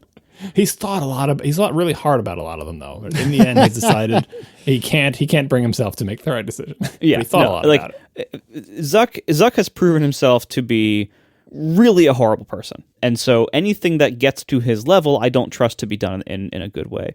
But the Instagram people do seem like they have better heads on their shoulders than he does. So hopefully, this goes the right way. The other ways this could go poorly are if they federate, but it doesn't really do anything because the reality of following people from threads on Mastodon or other ActivityPub sources, it's something no one ever does, or it's so clunky that you can't get any audience out of threads that way. Or threads, it does such a good job of promoting its own accounts that you're better off having only a threads account and then telling Mastodon people, you know what, I'm going to abandon my Mastodon account, follow me over there because it's 10 times bigger. Yeah, we were just discussing this in Slack too, and everyone has been assuming, and I also assume, that you won't be able to use Ivory as a Threads client. Right. I'm assuming the exact same thing. Yeah. The best we could hope for is that, hey, you'll be able to use the Mastodon client of your choice, and you'll be able to follow people on Threads, and Threads people will be able to follow you. But you will not be able to use Mastodon to read threads. You will not be able to use Mastodon client to see the threads algorithmic timeline because they can't serve you ads or whatever, right? So that's the best case scenario that we're describing, by the way. Yes. The worst case one is what you're talking about, where it's like they make it so technically clunky to have any kind of interaction that the fact that they're federated is like academic and pointless. Like practically, they might as well not be federated. Right. Or the situation of whatever, all their algorithmic stuff is going to make sure that Mastodon and other ActivityPub sources posts are not promoted at all, and the people will just never see your posts. Yeah, downgrade them, or imagine if you tried to follow someone on Threads, but rather than seeing the post of the person you followed on Threads, when you hit the API endpoint, it would say, "Here's some stuff we suggest for you." Like the endpoint would be like, "Show me the latest post by person X," and it would be like, "I know you want to see the post from person X, but how about these instead?" Yeah, exactly. Right? That's another way that we're federating. It's just that we have a different idea of what it means to see the post by a single person. We think you should also see a bunch of other crap. Like, there's so many ways they could do this badly, but the possibility of them not doing it badly right now, as of Monday, July 11th, exists. This remains to be seen with the federation angle. So I'm going to set that aside for the moment and then just go back to Threads, the service. I stand by what I said last week in the after show when we had 2 seconds to look at it. I trust Facebook to actually do a better job of both technical scaling and of content moderation than either Twitter or most Mastodon instances. And that's not to say they do a good job. They don't. But again, I think it's worth the perspective that I don't think it's possible to do a great job of content moderation if you have a very large social service, because by having a very large service, you're going to have a whole bunch of crappy people trying to do crappy things, and it's very difficult to make policies that are consistent and enforceable and around that, and a lot of stuff is going to slip through the cracks no matter what. So that being said, my fear of Mastodon, as I said last week, and last fall when it was getting big, my fear with Mastodon has always been, I don't think this can scale both technically or content moderation wise to a lot of users. Fortunately, I don't think Mastodon is going to have to scale that way. I think Threads is going to be doing the scaling job for everyone else. But Twitter is a mess in that area. They've been okay at technical stuff, although they were better before the acquisition of the technical stuff. But before the acquisition, Twitter at scale ran surprisingly well for the last decade. They were the scale they operate at or operated at Twitter is so impressive, and how responsive and reliable everything was at Twitter was actually very impressive for their scale. Facebook also manages that. Instagram is pretty solid. It's not perfect, but it's pretty solid, technically. And so far, Threads, it obviously had a rough first day with all the notifications and post-load failures and everything, but it seems look, they just got 100 million users in less than a week, and it's still up. That says a lot. Yeah. I don't know of anyone else who could have done that. Yeah, Google probably. No, I don't think so. Well, that's actually a good contrast, by the way, speaking of social networks. Someone pointed out, I forgot who it was, probably on Mastodon. What other service had 25 million people within its first week? Google Plus. If you leverage an existing social graph or an existing audience, you can get lots of people real fast, but you gotta keep them. And obviously Threads is already ahead of that by a substantial amount. But we'll see what the retention is like. Marco, what you were saying about the moderation, it's interesting to contrast Twitter with Facebook, because the thing that Twitter and Facebook both have, obviously the Mastodon doesn't, is millions of dollars and tons of employees. But both of them pre-Elon Twitter and Facebook, both of those services were brought up in an environment where this phrase that we're now hearing now because of Elon, where they worked diligently towards brand safety. Most of the things that Facebook did related to moderation were not out of the goodness of their heart, but because if you want to run advertisements from Coca-Cola, you can't have child porn next to it, right? There's some, and yes, child porn is illegal too. Like, you can't have as many Nazis as you might want to have, because you want it's as intellectually honest for you to allow them to post what they want, right? And so they were companies run by adults, again, pre-Elon. They're companies run by adults that knew that their bread was buttered by doing advertising. So they did what it took to try to keep the advertising happy in the typical way that, yes, of course, people still yell at them about their decisions, but they were trying to sort of thread that needle. Like, we need to satisfy our, billionaire right-wing CEO, but also we need to make Coca-Cola happy, and we don't want too many people yelling at us. So how can we figure that out?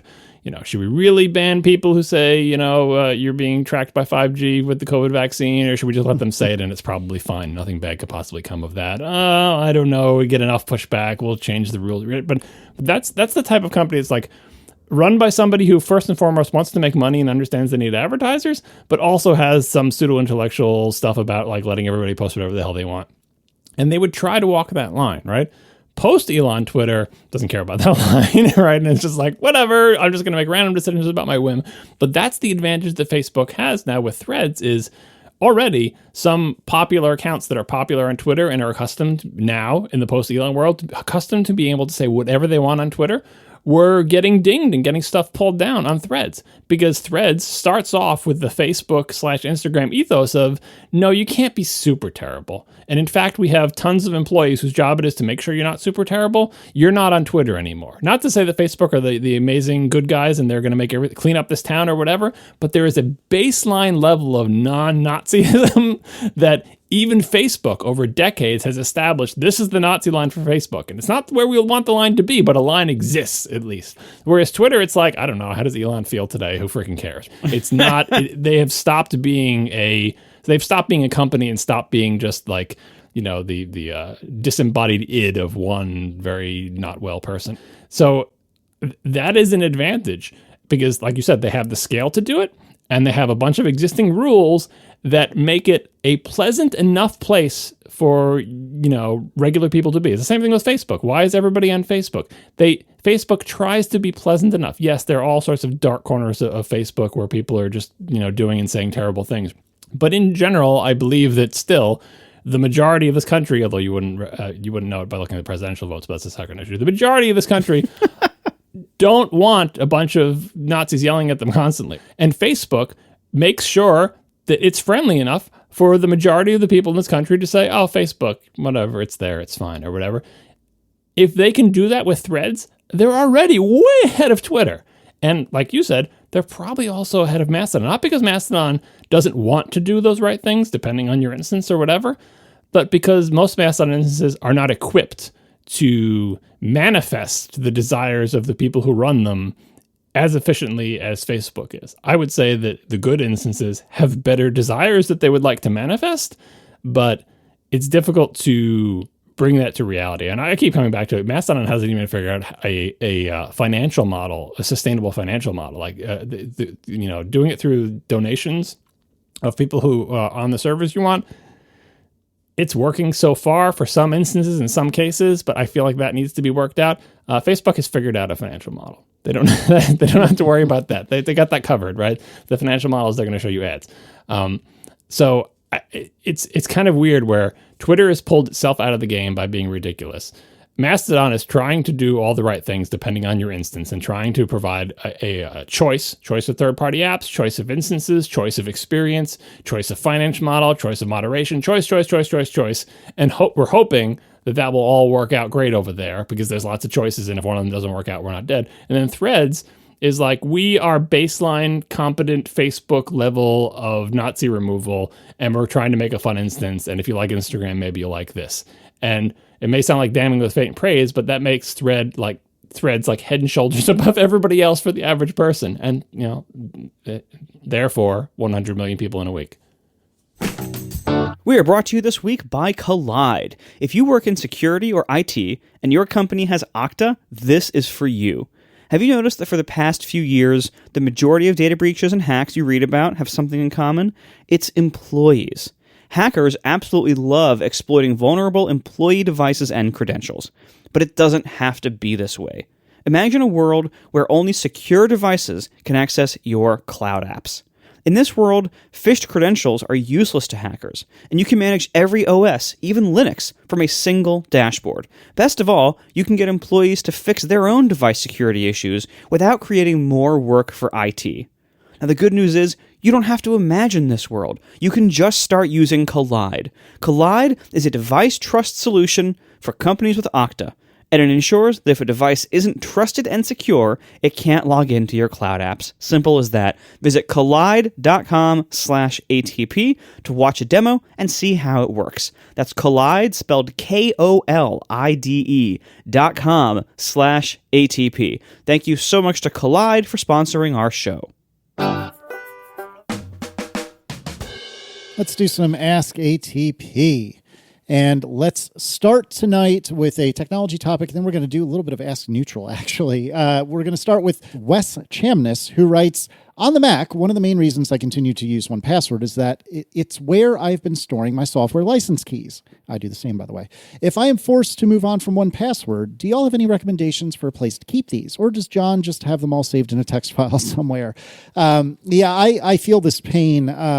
I don't want to get on a rant again about this, but a couple of months ago, it was very recently, I downgraded, I changed the version of 1Password I had installed from version 8 to version 7, and suddenly the 8 trillion paper cuts that 1Password 8 was giving me all went away. But there's hints and indications that 1Password 7 is not long for this world, so I have a feeling that right now, they're taking the carrot approach, but soon they're going to be taking the stick approach and saying, no, you've got to upgrade if you want to continue to have a usable product.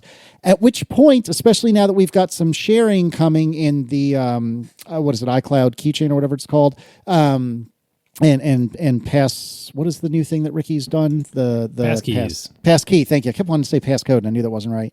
Anyways, between passkeys and the shared stuff in iOS and macOS, that's probably where I'm going to end up. But what do I do about my software licenses? So Wes and Casey would like to know, John, what should we do?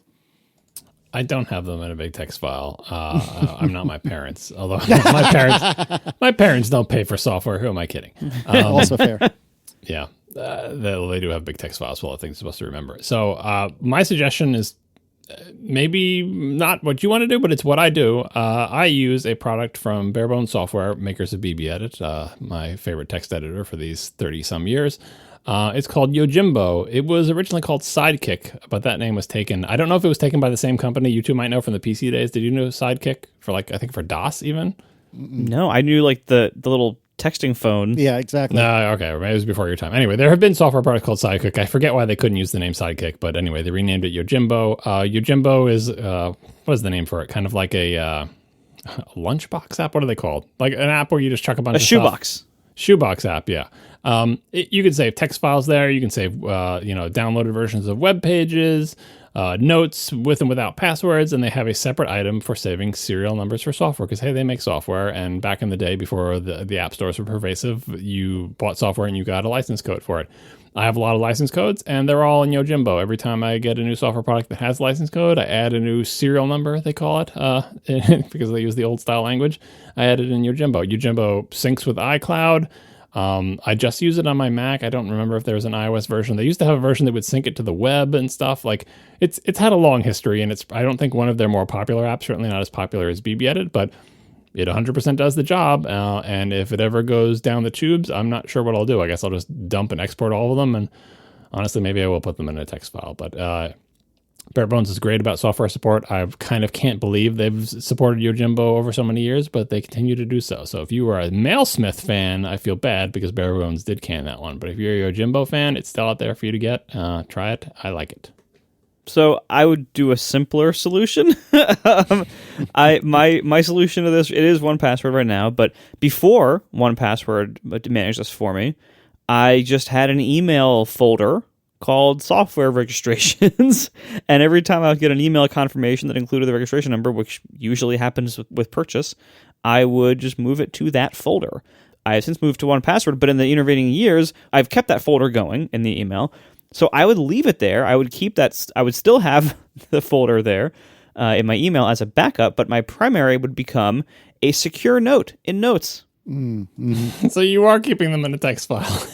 Well, what's the difference between 1Password and a secure note locked by Face ID? Are there that many differences? Well, they're not all in one text document, and they have to search for the document. By the way, it's worth noting that the keychain allows you to make secure notes within it as well. So you can go to Keychain Access and do a new secure note. It doesn't have a dedicated item for serial numbers, but you can add these things individually to Keychain. The difference between the big text file and the individual ones is, are you opening up a single document and searching within it versus are you looking at a collection of things and filtering them based on some criteria? That's the only real difference. Yeah, but anyway, I think whenever anybody's looking for alternatives to 1Password, for some of the things that are not just passwords, like, for passwords, if you're in the Apple ecosystem, probably just using the Apple built-in password management stuff is probably fine for a lot of that stuff. For anything that is not supported by that system, honestly, a secured note, like a locked note in Apple Notes, locked by Face ID, that's probably a more secure and more realistically usable solution than what a lot of people out there would recommend or would try. So that, I think, would be totally fine. I'm still afraid of some syncing disaster nuking all my stuff in Notes. I have nightmares about it now. I wish that they would let you export everything. It's like a big encrypted archive or something, but they still don't. I mean, it's just like, don't worry, you don't need to export it. I mean, it's been fine. Nothing bad has happened, but that's why people put things in text files, because text file, like, it is easier to be sure that you have it as secure as you think you have it. It'll be all my backups, on my Time Machine backups, on the hard drives of computers that are in my attic. Like, it's a text file. I know I'll always be able to read it, versus Notes, where if there's a syncing disaster, it's like, okay, well, so where are all your backups of Notes? Can you pull out an old Mac and see them? No, because it'll sync and it'll destroy everything. Can you get at it any other way? Is it backed up in your Time Machine backups? Well, maybe, kind of. Could I dig it out of there? Like, it's different. And I know Yojimbo seems like it's the same way, but it has a local database file that is backed up. So if Yojimbo syncing goes haywire, you can't actually restore from backup. All right, now let's do some Ask Neutral. Steve Stutz writes, how do you feel about just about every car company that wants to make an EV, even Rivian, now adopting Tesla's charging standard? This is the North American charging standard as compared to, what does CCS stand for? I forget. Shoot, it doesn't really matter. But anyway, when this was written, it was just Rivian and like Ford and GM, I think at the time, that had pledged to switch to NACS. But now it's Ford, GM, Volvo, Rivian, Polestar, Mercedes, and potentially more. You don't know. By the time you hear this episode, that's potentially true. More. Yeah, that's probably true. My initial reaction to this, particularly when Ford, I think, was the first shoe to drop, when Ford said it, I was angry.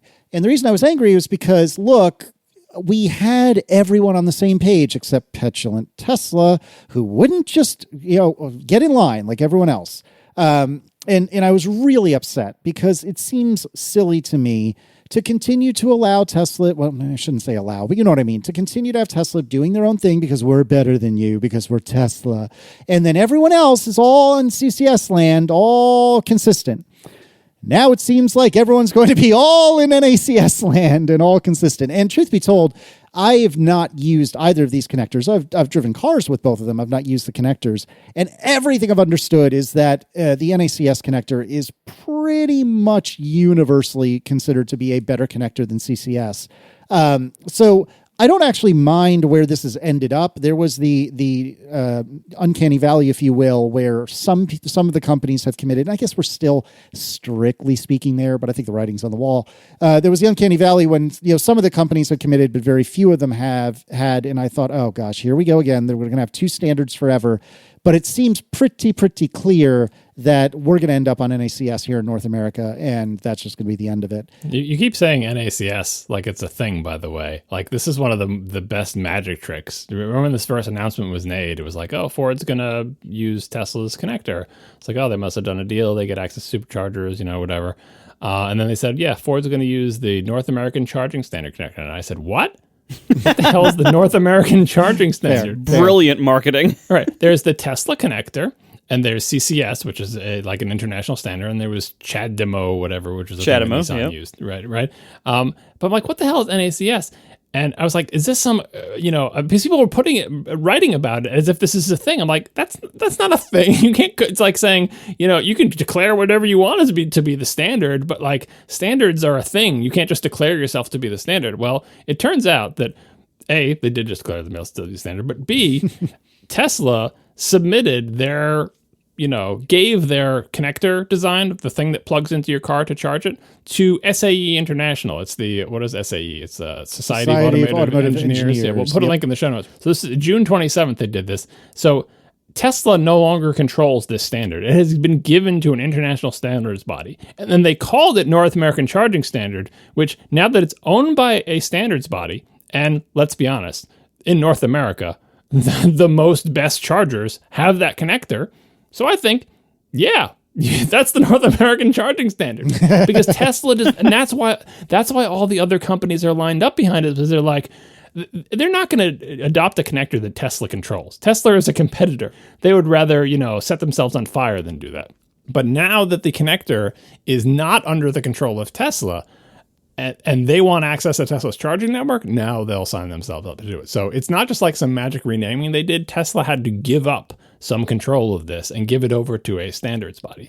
The second thing, and Casey was talking about being angry about this, I don't know if you've never seen or used any of these connectors, you may think this is just like 6 of one, half a dozen of the other. I don't care. I just want to know that I can charge my thing. But the Tesla connector is a better connector. It's just better. So CCS, I don't know if this is true, but it looks like a connector that was originally designed. I think this actually is true. Originally designed to be a connector. And then they said, oh, and by the way, you designed that so long ago that you didn't know about DC fast charging. So we want to do that. Can you do that with your existing connector? And they were like, oh, damn, no, we can't. And they, but I have a solution. What if we put basically another connector like 2 inches below the existing connector, and that will be the one you use for DC fast charging? So it made a connector that was basically like 2 connectors stacked vertically and not particularly compactly.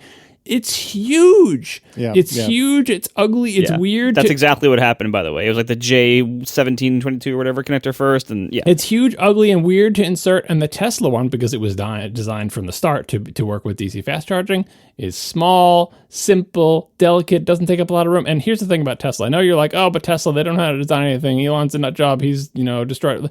This connector has been around long enough that if there was some fatal flaw with it, we would have found it by now. Yeah. So I think this connector has shown that it does not blow up, does not melt, seems mostly idiot-proof. Like, there's enough Teslas sold that we could say this is the better connector. And it sucks that we were so close to having a standard, even though it was a crappy standard. But if there's going to be one standard and I get to pick which one it's going to be, I want it to be the good connector. So I'm kind of glad that the quote-unquote Tesla connector, which we can now call the North American Charging Standard, is winning, because the other connectors suck so bad. Yeah, it's very similar. So first of all, I have owned both of these connectors, and I've used both of these connectors. So because we have TIF's i3 that has the CCS plug, and we had, of course, my 2 Teslas over the years that had the Tesla plug. And so I have a lot of experience with the Tesla plug and a little bit of experience with the CCS plug. First of all, it's, as John said, like, the CCS connector, it's basically the car version of the USB 3.0 B connector. I think it's worse than that. Well, yeah, because it's like 20 times bigger, but it's like the B connector stacked on top of an A connector. No, the USB 3.0 B connector looks like the USB B plug. The B is like the one that you see on printers, like on the printer end. So it's like the 3.0 version of that has the same, like, little trapezoid or whatever, but then like it has like a little secondary group of stuff above it. It looks actually comically similar to a tiny version of the CCS plug. Anyway, the Tesla plug, like John said, if you're going to have one of these 2 plugs, that's the one you want. You want the Tesla one. It is just nicer in use. There are a few advantages and disadvantages between the two in terms of capabilities or little implementation details, but overall, they're both fine and usable. But if you're going to pick one, the Tesla one is nicer to use in practice for a lot of reasons. So in terms of like the standardization, look, I'm no fan of Elon Musk. I don't really care who invented this plug. If it's the better plug, it deserves to win. And standards-wise, look, we've had a number of years here now having electric cars be mainstream and widespread, in large part thanks to Tesla. And for a long time, Teslas were the best electric cars in the market. They've earned a lot of their success, and they've earned a lot of accolade and to some degree gratitude from the industry and from people, because they really did achieve advancing electric cars in a huge way. Like they really did achieve that mission, and they deserve a lot of credit for that. That being said, as we've had all these new entrants into the market that are gaining ground and I think have promising futures, we had this annoying format war going on in North American charging between CCS and the Tesla connector. The uncomfortable reality of the situation is that while most cars most models of car in the market used CCS, by volume, there were a ton of Teslas. I think more Teslas than all the other ones combined, at least for the first few years of these other competitors existing. I don't know if that's still the case today, but it at least was the case, and it might still be.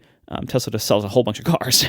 So there's more Teslas on the road for a long time, if not still. And then also way more Tesla superchargers compared to comparable DC fast charge stations that had CCS. Now, you can go onto PlugShare or ChargePoint or whatever, all these apps. You can say, oh, look, no, that's not true. Look how many more CCS stations there are. Look how many more, level 1 or level 2 charging stations there are for this other one. And you look, and it's like, yeah, that's like, a dryer outlet kind of voltage there. But if you want DC fast charging, the options for CCS were usually not more numerous than the Tesla Supercharger network. And then you'd actually go to them, and they'd be broken half the time. That was part of the motivation of these companies, by the way. Being willing to go to it was that they're selling electric cars now, and I think they probably have overwhelmed the combined all the Model 3s, although it might be close. But anyway, they would sell these cars, and all of them had some kind of way to try to make charge. They didn't have supercharger networks, but they had some kind of deal with somebody. It was a deal with Electrify America, or Ford had a thing where it would do the searching for you across multiple vendors of charging stuff or whatever, and try to find the best charging for you. And their customers were having poor experiences for that specific reason, that they could find chargers, but either they were slow because they're not all superchargers, they're not all level 3, or they'd get to them and they would either not work at all, or they would only work at the slower speed, which is not a good experience, and that reflects poorly on Ford or General Motors or whatever, and it could motivate someone to buy a Tesla. So these people are changing to the better connector, which they don't want to do, but practically speaking will make their cars better and more desirable. And also, and this is the part where Elon does win a little bit, gaining access to the Tesla Supercharger network, Tesla still does control. They don't control the connector anymore, that's an SAE, but those supercharger stations are still 100% owned by Tesla. And so deals are made for these people who don't have their own charging networks to get access to the good charging network with the good chargers. And therein lies most of the complications of this story, because Marco surely knows that if you go to a supercharger, it's made to charge a Tesla. And it was like, well, I just got done saying they're all going to use the connector, so no problem, right? No, there's still a problem. The problem is, even if you're not Casey Liss and don't back into every single spot, those cords on those Tesla superchargers are not very long. You know how long they are? They're long enough to reach a Tesla, because Teslas all have the outlets in the same exact spot, and it's near the back of the car.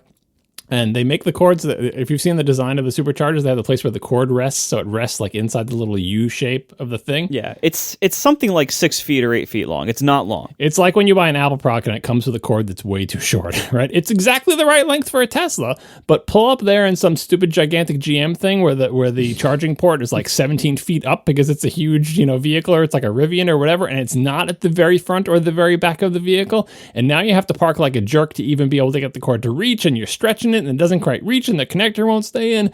And this is before you get into the real technical problem, which presumably Tesla will address, but it's still a big deal. Tesla was not super early in the market because the CCS charger was like before DC fast charging existed. They were the first DC fast charger, so they're ahead of the game. They have a technically better connector. It supports DC fast charging out of the gate. But since the advent of Tesla, the fancy electric cars have been going to an 800 or 900 volt architecture. I don't know if anyone does 900, but an 800 volt architecture, which allows them to charge faster, allows them to put less current through the wire, allows them to use less wire, which uses less copper, which uses less current. Anyway, there's lots of reasons to go to 800 volt. Superchargers do not do 800 volt at all right now. So if one of these car companies has an 800 volt architecture car and they get the Tesla supercharger thing, they can't charge at the rates that their car is supposed to charge at. It will be slower to charge an 800 volt architecture car on a Tesla supercharger than a 400 volt one. So something needs to be done there because the number of people doing 800 volt architectures is just increasing over time. Presumably Tesla will switch to that eventually too. So I think we don't know what the deal is in the back rooms involving this, but this is something that needs to be addressed because if this is going to be the North American charging standard, and if you're going to buy a Porsche Taycan with 800 volt architecture with a Tesla connector, they're not going to sell that until there literally is some place you can plug that in and charge at the rate it's supposed to be able to charge at. Because who wants to buy a Porsche EV that can only charge at speeds of yesteryear, like slower than 400 volts? So I think the cord length and the 800 volt thing need to be addressed and could be things that are lurking out there for the very first people who get the very first Ford, GM, Volvo, or whatever with these connectors. I think maybe Polestar does 800 volt. I don't know if any of these people do 800 volt. But either way, they're going to pull into one of these things. They're going to reach for the cord. They're going to go, wait, you can't. And they're going to have to repark and reposition. And it's not going to be pretty. And that's part of being a standard. Like the cords at gas stations are made to fit most vehicles that are going to pull up in front of the pump. They're not as short as Tesla superchargers. If a gas station knew that only like Fords would ever pull in there, right? Or, even just the side that things are on, like on Hondas, the gas thing is always on the driver's side, but on other cars, it's sometimes on the passenger side. Gas stations have to account for all of that. And up until right now, supercharger stations didn't. So they will have to be retrofit and they'll have to figure something out. And I think overall, though, that's probably the best case outcome here because the reason why we are generally, we being electric car owners here in the U.S., I think most of us are happy to see this change and to see Tesla's connector take over because the Tesla supercharger network is the best charging infrastructure out there right now. It is the most. First of all, it has all the best locations because it was there first.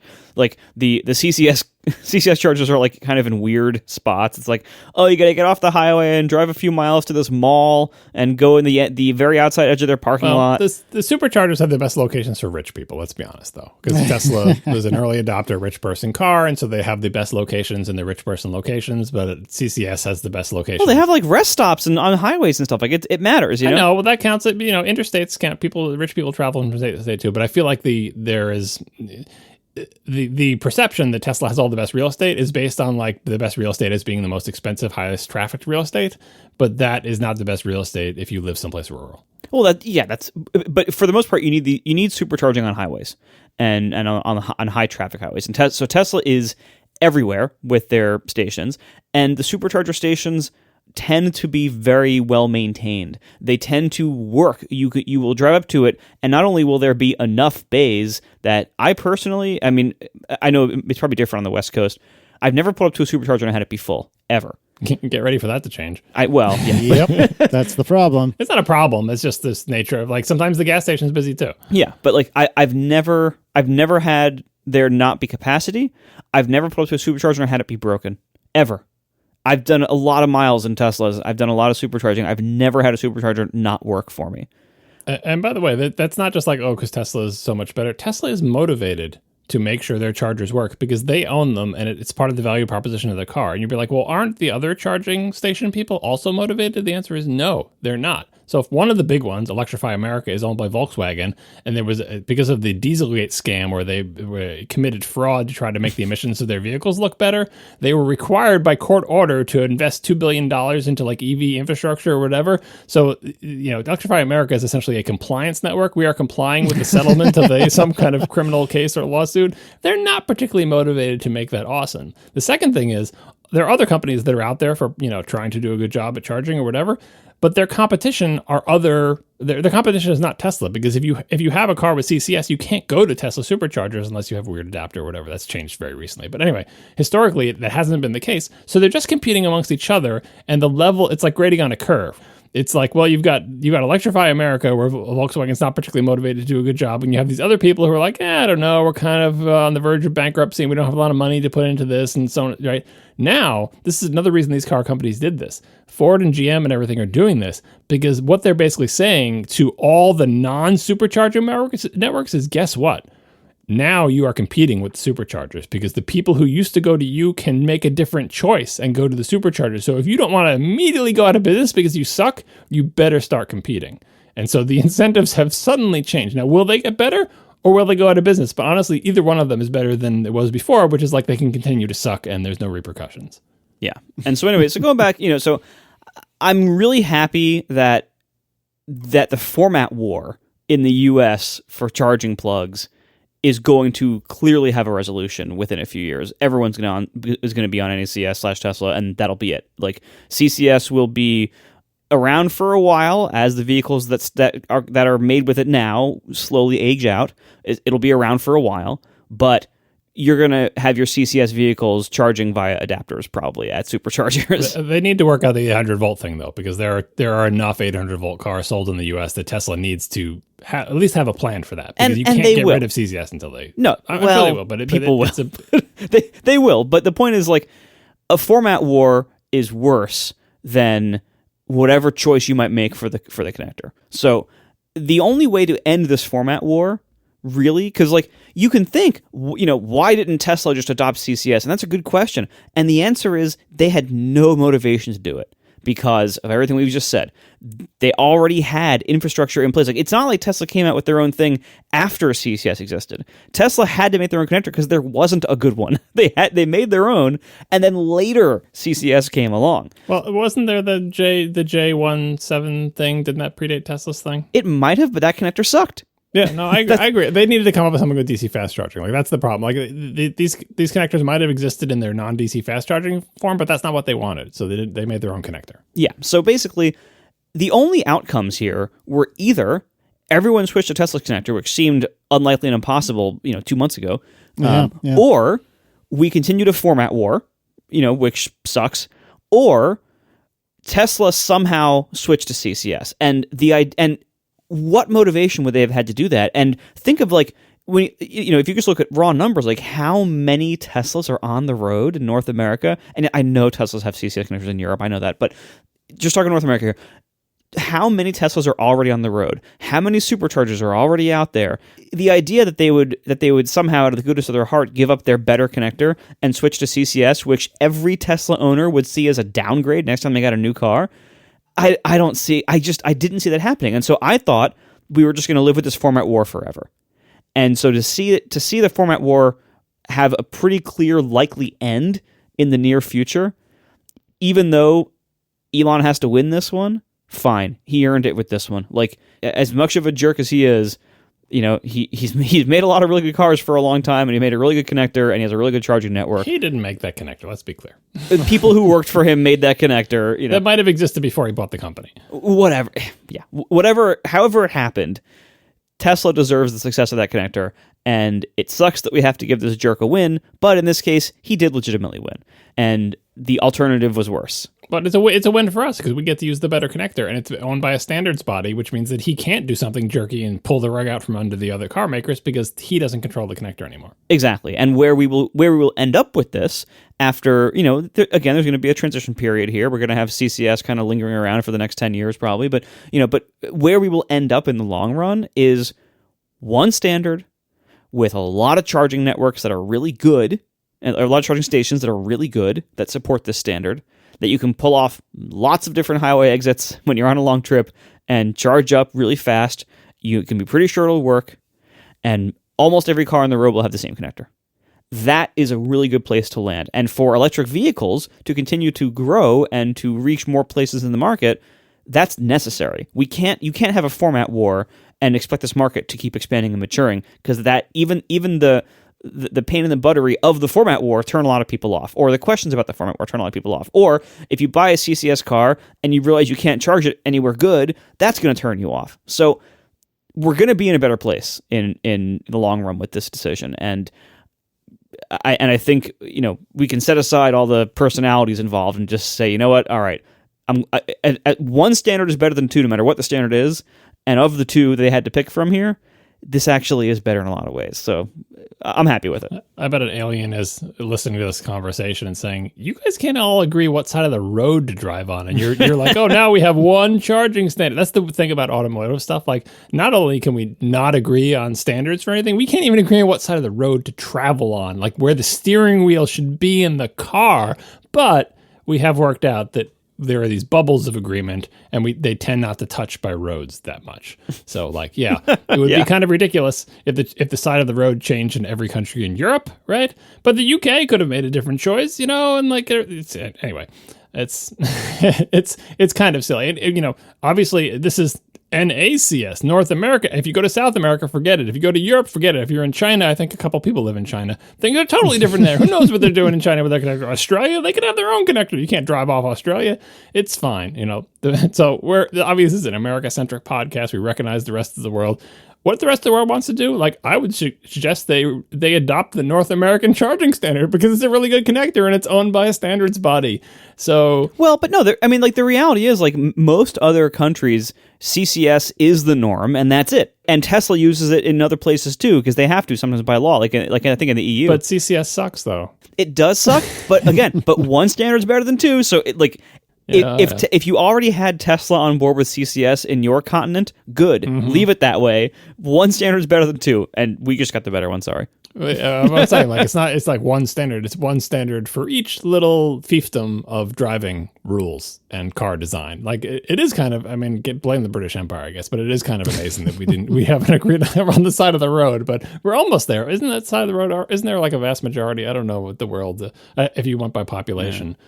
What side of the road is in the lead. But that seems like not a minor thing when it comes to driving because you can't really connect those roads. No, it's a lot easier to use an adapter to charge your DC fast charge car than it is to switch the side of the car you're driving from. Yeah. If you want to live in the Republican slave-owning utopia of the United States, every state would be able to make that decision differently. So when you cross the border, you'd switch over. God. I don't even want to think about it. Oh, God. It's worth noting before moving on that, is it Alec, is that right, over at Technology Connections, did a 45-minute reaction video to when, I think it was after GM said they were going to adopt NACS, something like that. It is long, as all his videos tend to be, but I was fascinated by it, as I typically am by his videos, and so we'll put a link to that in the show notes as well. No spoilers, I'm still in the fridge video. Oh, yeah, I skipped the fridge video, but I have a feeling I'm going to eventually go back and watch it.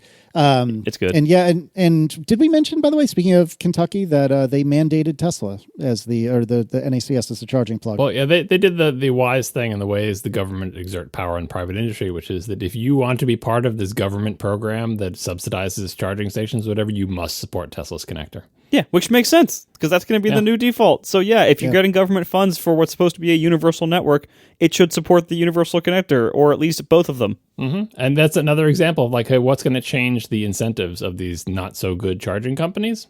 Things have to change their incentives, and one of them is government mandates. It explains why Tesla uses CCS in other countries because the governments there require them to. If you want to sell cars in our country, this is what you got to do. So I'm glad to see some states forcing that as well, quote unquote forcing it. They're not forcing it, but hey, if you want our money, you got to do what we say. Yeah. The only thing that bums me out about this, because again, I was briefly not happy about it, but now that it seems like pretty much everywhere is going to land on NACS, pretty much all the manufacturers here in the States are going to land on NACS. I'm happy with this. Like Marco particularly was saying, the one standard is much better than two, and hopefully we'll all end up on NACS here in the States. The only thing is, though, it kind of bums me out for the next year or two, because I think, although I don't expect to buy a car in the next year or two, I think it's possible that I would, and I think it is extremely likely I would get an electric car if I were to replace my Volkswagen. And at this point, I don't want a CCS car. I'd rather not. And I'm not buying a Tesla. So that means I'm going to have to wait for a couple of years. It would be like getting an Intel Mac just before they're replaced with Apple Silicon. Yeah, it's just not the best choice. Don't want to buy a car with a CCS, especially an expensive car with a CCS connector. That's rough, Yeah. So anyway, we'll see how this turns out. We'll see how quickly it happens. But and the car makers are doing this, like 2024 models is the earliest you should expect this, because things move slow in the auto industry. So I do wonder. I mean, I guess most normal people don't know about this, but I was wondering if there would be like a dip in EV sales for the people who do know, to say, maybe I'll wait a little bit. Like, I don't know if people can wait a full year, but Yeah, I'll tell you what, like, I'm not feeling good about my Rivian pre-order right now. 'Cause yeah, exactly. It's too late for you, Marco. You literally already ordered the car. Just take your car. But with you, Mark, by the time that the Tesla connector is pervasive, you'll be two cars from then. So like, it's not that is also true. Yeah, although your Teslas did last a long time, but I feel like you'll be rotating through cars a little bit faster than that. Oh, some real-time feedback from the chat room. First is the map of right-hand drive versus not right-hand drive, because that's confusing. I know right-hand drive is where the steering wheel's on the right. But anyway, people who drive on the right side of the road, which is also the correct side of the road, versus everyone else. And it is, it's the British Empire, like I said. And the map is heavily in favor of driving on the right side of the road.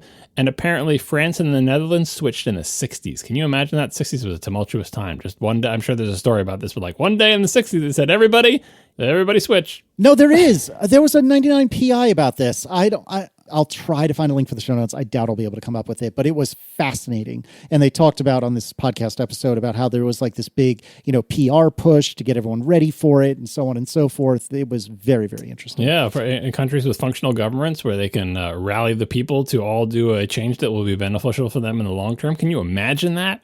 Just think about it. That would be amazing. A functional government. Wow. That would be cool. All right. And then finally, wrapping up our Ask Neutral, Yodological writes, what are some unexpected things, good and bad, about using an electric vehicle?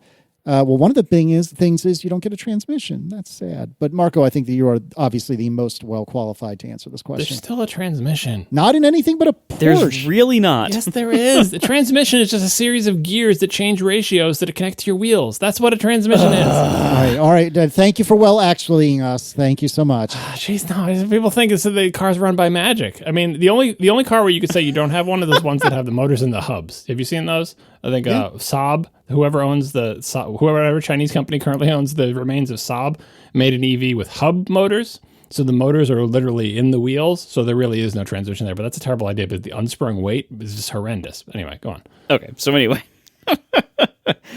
Besides there being no gears, John. There are gears. Yeah, I know.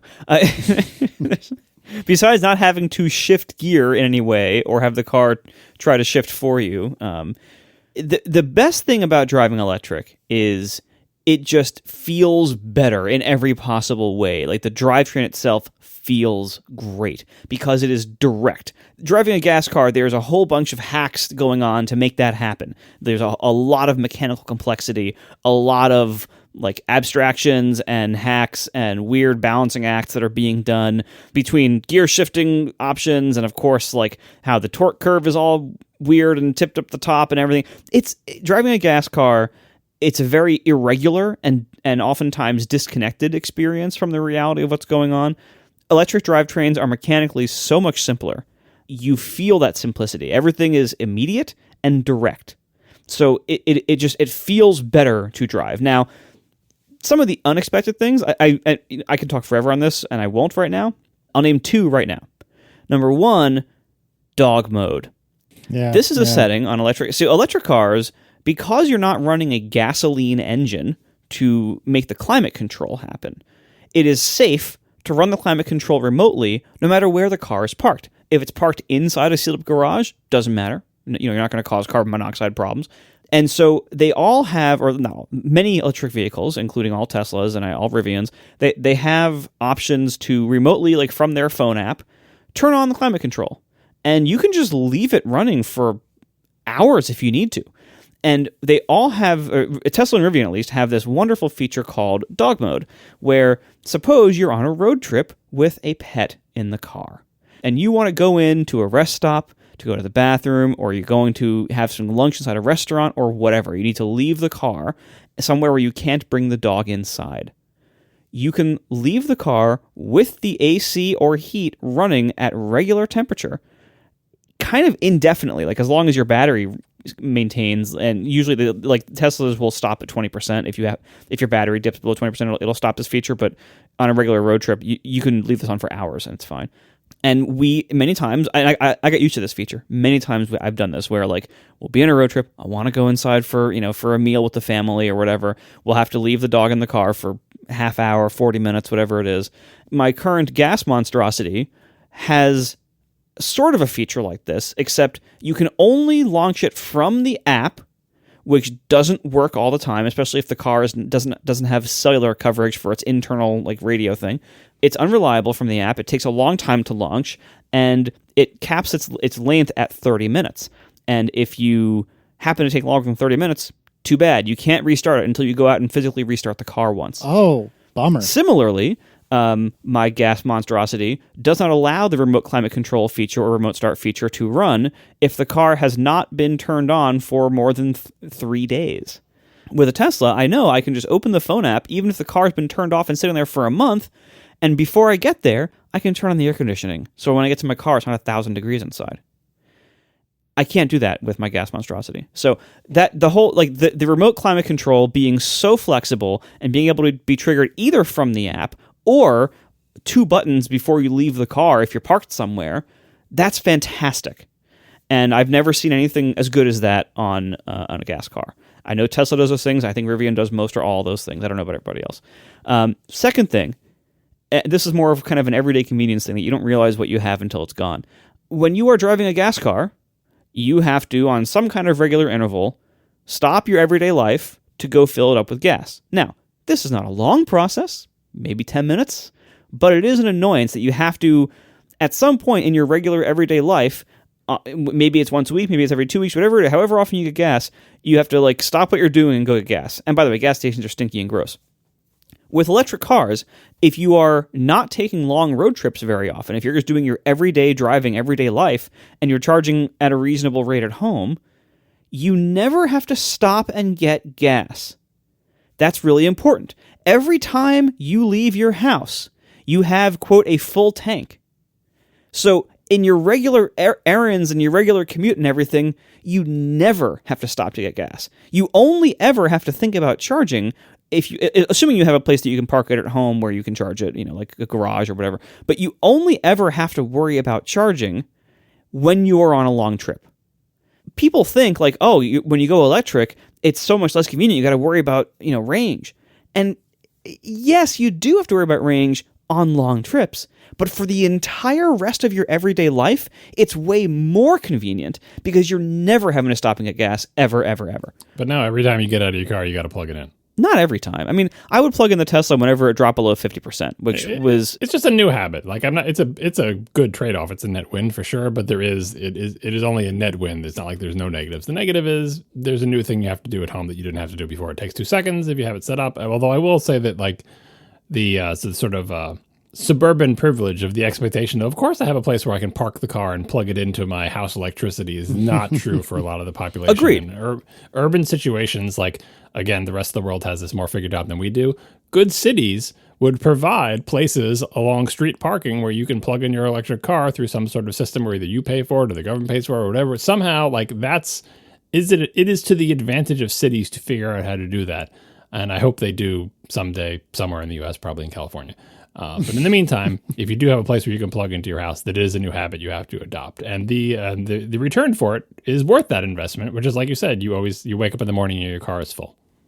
Yeah, and agreed. We do need this infrastructure. It is a big challenge. The good thing is if you're doing overnight charging and you don't need to charge a car from 0%, it can even be in fact, Technology Connections did a video on this 2 years ago. It can even be a regular 110 volt plug. You don't even need high power for that, because if your car only charges 10% every night, well, if you can charge it every time you park in front of your house, you're probably not using that many miles per day where you wouldn't be able to keep up that way. So any kind of they call it destination charging, whether it's at your workplace, whatever, if you go to the mall for the afternoon, you can plug in there. That's going to become more and more common. It already is becoming more and more common, because you don't need massive high amperage, high voltage charging if there's more charging everywhere people go.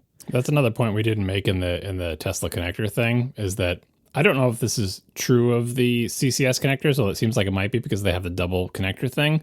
But in practice, the wires for CCS chargers are thicker and heavier. They're also longer, because that's another, like, Tesla didn't make their thing short just for no reason. The shorter the cord is, the less it weighs. And Tesla's cable, by the way, is hefty. Like, so, we're talking about two different cables. The cable that you have in your house, that's not a DC fast charge cable. That is a 50 amp at most cable, and those cables, they're a little thinner and lighter than garden hoses. Whereas the ones at superchargers that are doing DC fast charging, those are heavy, inflexible, thick cables. And I believe they're liquid cooled. The Tesla ones are? Yeah. When you're pumping that much current in through a wire, cooling of that wire becomes fairly important and somewhat challenging. So I believe I know one of them is I think Teslas are liquid cooled. But anyway, the CCS ones are even worse. The CCS cables are even thicker and even heavier, and because they're also longer, they're heavier still, to the point where people will have difficulty maneuvering. And if you've ever seen anyone struggle at a gas station maneuvering the comparatively incredibly lightweight rubber hoses that the gasoline goes through, it is a much more significant challenge to wrangle a full-length, full-wattage CCS connector. The Tesla ones are comparatively easier to maneuver, both because they're shorter, but also because I think they're actually thinner as well. So that's another challenge we'll have to face. But for the home ones, yeah, like you can go from I mean, I've seen people do it in the neighborhood. I don't recommend this, but people take what looks like you really hope is an indoor-outdoor extension cord and just run it from like a wall outlet in their garage, snaking down their driveway to the thing and plugging it into their little, charging, right, all the way up to fancy people like Marco who get like the actual proper, charger and connector or whatever, right?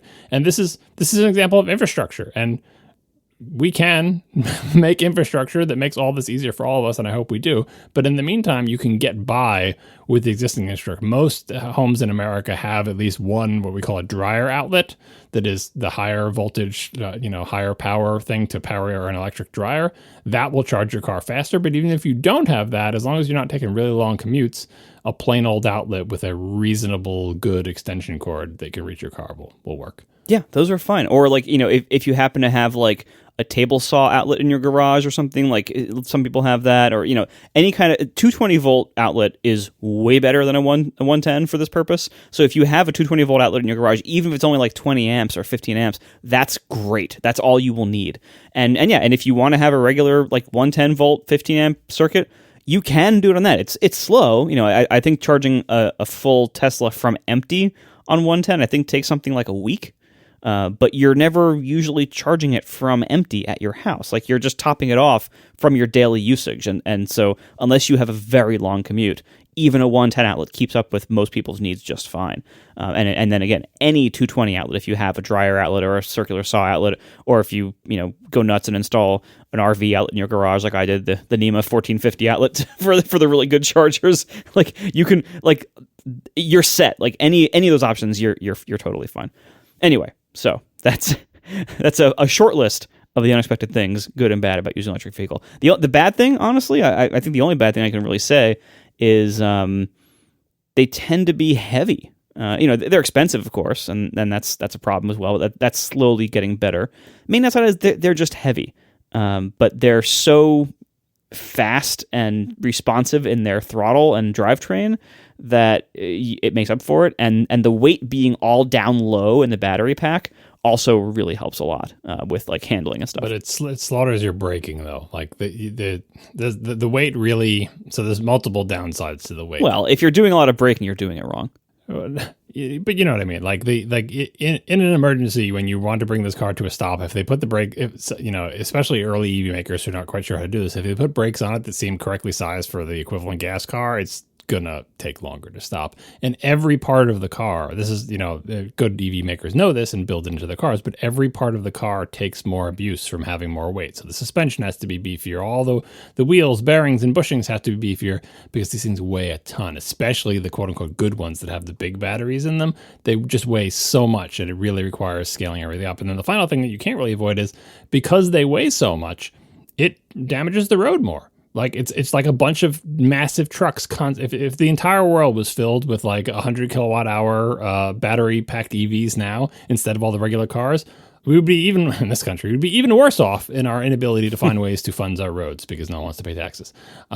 Because they will destroy your roads. Having 6,000-pound cars driving over them damages your roads more than having 3,000-pound car. That just makes perfect sense, right? And that goes to every part of the car wears out faster. It has to be beefed up, and the road wears out faster and has to be redone more often. And I think that, again, that is a net trade-off that we should make in exchange to not choking ourselves and our planet with CO2 emissions. So thumbs up. But it is something to keep in mind. If you're used to a light, nimble car, flitting around, changing direction quickly and stopping quickly with drum brakes in the rear, that's not going to happen with an EV. One other thing I think is worth mentioning is a lot of times when I talk to people about the idea of an electric car, because even though I've not owned one, I'm a car nerd, I'm a car enthusiast, so people will often ask me, what's my opinion about these sorts of things. And one thing, and this is not a unique idea that I have come up with, but one thing that I think is worth remembering is that, for most people, most of their trips are 5-10 miles a day. Like, that's not always true. And I'm sure there's plenty of cases where it isn't true. But for a lot of people, it is unusual to drive more than 10, 20, 30 miles in a day. And even Tiff's ridiculous i3, what's the range on that? Like 30, 40 miles on an electric charge? Is that right? It's like 150. Oh, no, it's way more. Okay, I thought it was considerably less than that. So even better. It's got the range extender. Yeah, but the electric only range is something like 120. That seems optimistic for that car. No, we've done it. I'm telling that car. I mean, obviously, if it's like freezing cold outside, you're not going to get that. But in most conditions, you can easily get over 100. I'm telling you, the i3. The more we own that car, and the more we've used it, and the more I've driven it, the more I really appreciate how good of a car that was. It's really a shame they stopped making it and the market really went a different direction, because it is so compact and nimble for being electric, because they have that whole carbon fiber frame, and the battery's not too huge, so it's not that heavy. You're getting at why they didn't sell them. Carbon fiber frame? What? Yes, it's weird. A little expensive. Yes, a little bit expensive. It is such an odd vehicle, but it's really good, and there's nothing on the market like it. Well, a Car and Driver at the back page this month had they have hey, so you're thinking of buying a used car? Here's what you should know about it. And the one on your car, the i3, was this month, and they said maybe ask the owner when the last time they changed the oil on the range extender was, because people buy them and it's got a range extender, but you never need to use it because, as Casey was saying, you don't take a lot of long trips and this thing's got plenty of juice, and then you forget the gas engine is there, and you kind of can't drive a car for 15 years and not do anything to the gasoline engine because it gets super angry. I can tell you it's gone through 1 gallon of gas in the 3 years of ownership. That's not great for the engine either. When's the last time you changed the oil on it? Never. That's not good either, Marco. But you can't forget the car. So every time you get into the car, first of all, if the engine hasn't run in a long time, it'll alert you on the display, and then the moment you dip below 75% battery, it'll run the engine for a little while just to run it. I know, but you have to change the oil on internal combustion engines, yes, even if you don't run them. Why? You can't just leave it there for 15 years. It's not good. Well, it's only been 3. Oh, all right. Well, yeah, you have a relatively new one. Is this a new one, or do you buy? Because I know she had one. I think it was the second to last year they made them. Well, anyway, I feel like an oil change every 3 years is not, excessive. Consider changing the oil on your range extender. I don't even know where that would be. You need to go and find that dipstick and take a picture of what it looks like in there. There isn't a dipstick. It's a BMW. Oh, I couldn't even find the gas hole for a while. God knows where the oil is. BMWs don't have. They have a way to check the oil. I mean, I'm looking at all these '90s BMWs. My 2011 BMW did not have a dipstick. It had a place in the iDrive where you would go when the car was running and ask it, "Would you please tell me what the oil level is like?" BMWs used to have dipsticks. I'm watching these old car rebuild channels where they're older BMWs. But anyway, I would love to see what the oil. If you want, drop the oil pan, to pull out the plug. What does this oil look like after 3 years of sitting there in the car? What is it, Vanta Black or something like that? Yeah, right. Yeah, exactly.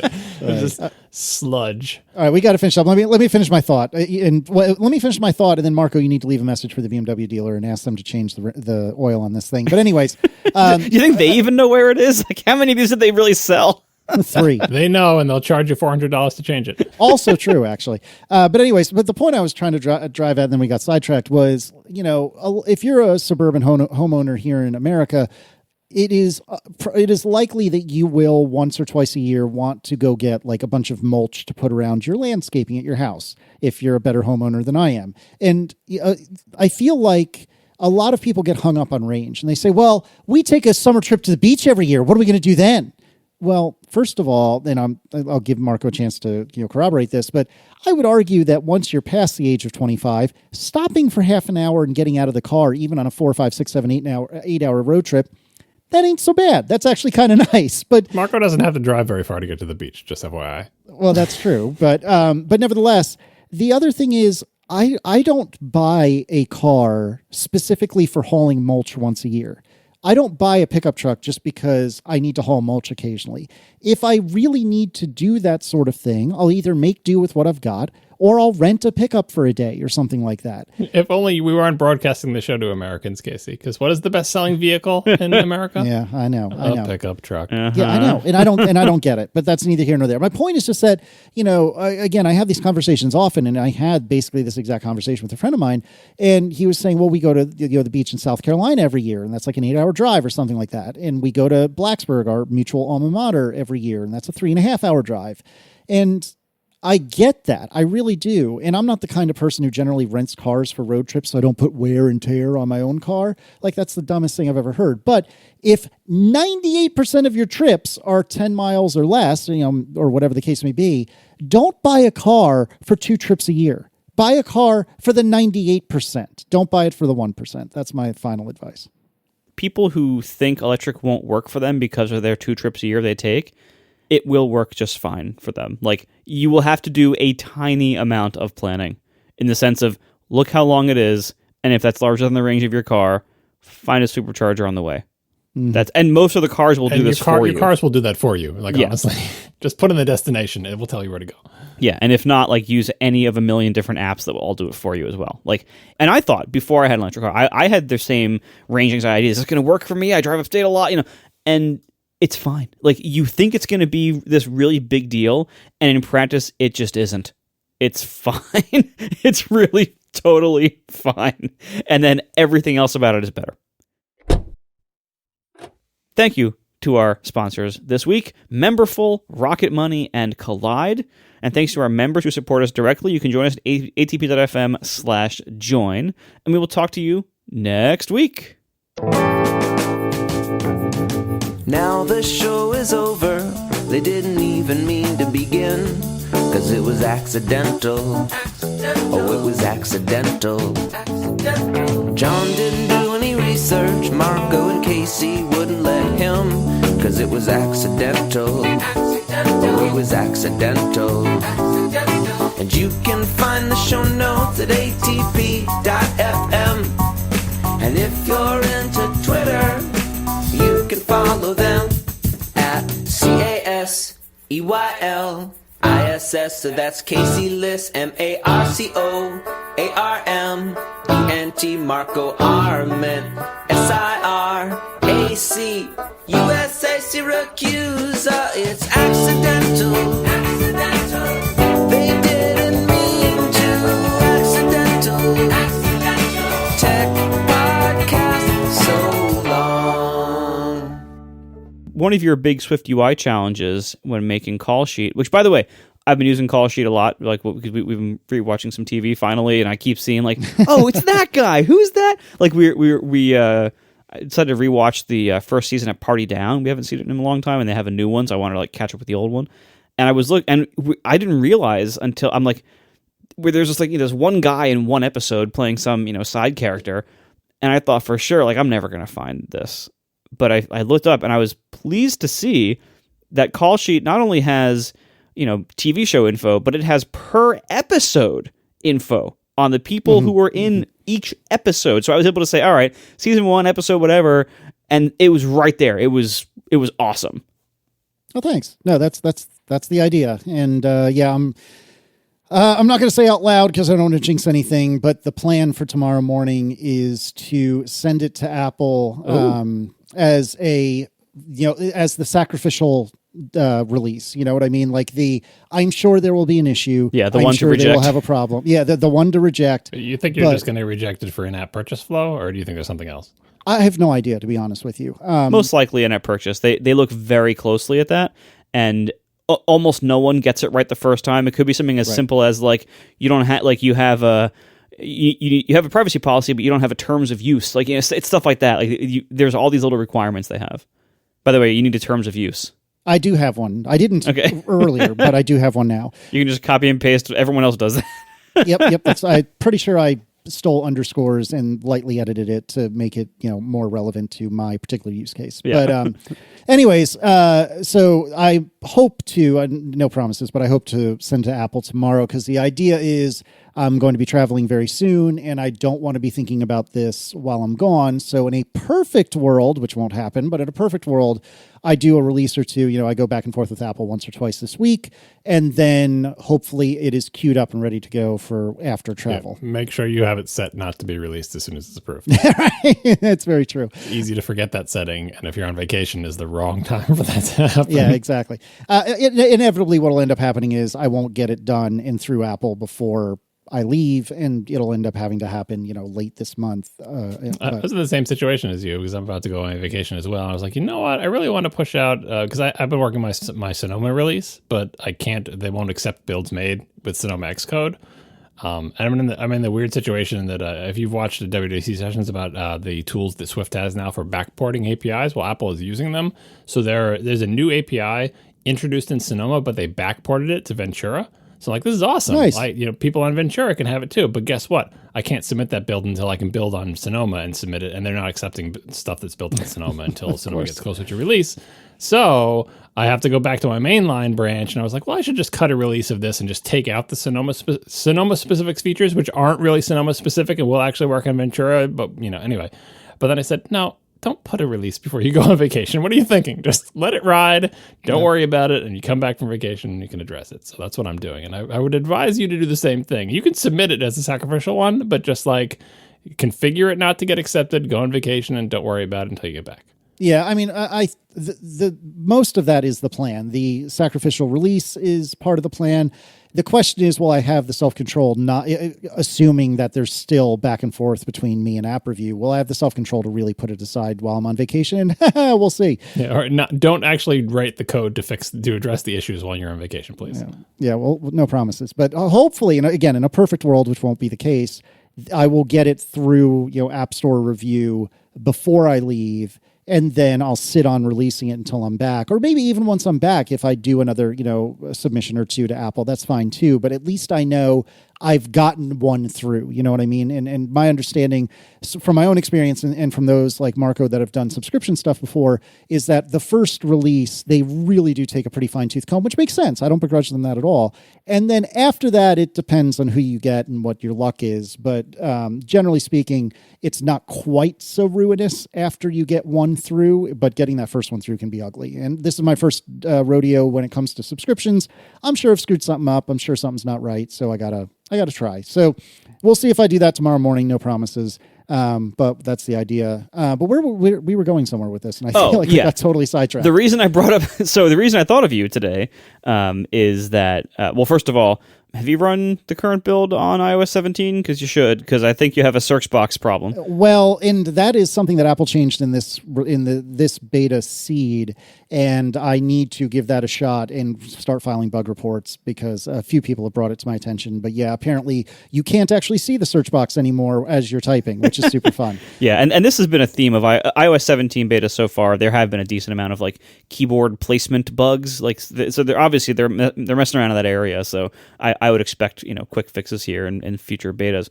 But the reason I thought of this is because today, as I'm rebuilding my UI, I finally got to the .searchable modifier as I'm trying to figure out search fields. Yeah.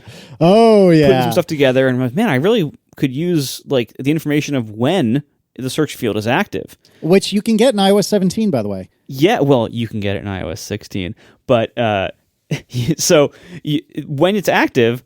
I want people to know that, and I found the little modifier, text and then placeholder placement, and then the is active binding to the bool, as you'd expect, or is presented, whatever it is. Mm-hmm. And then as soon as I hit enter on that, it said this requires iOS 17. You got to put an available thing around it, which by the way is super clunky in Swift UI. That is the worst to do in Swift UI.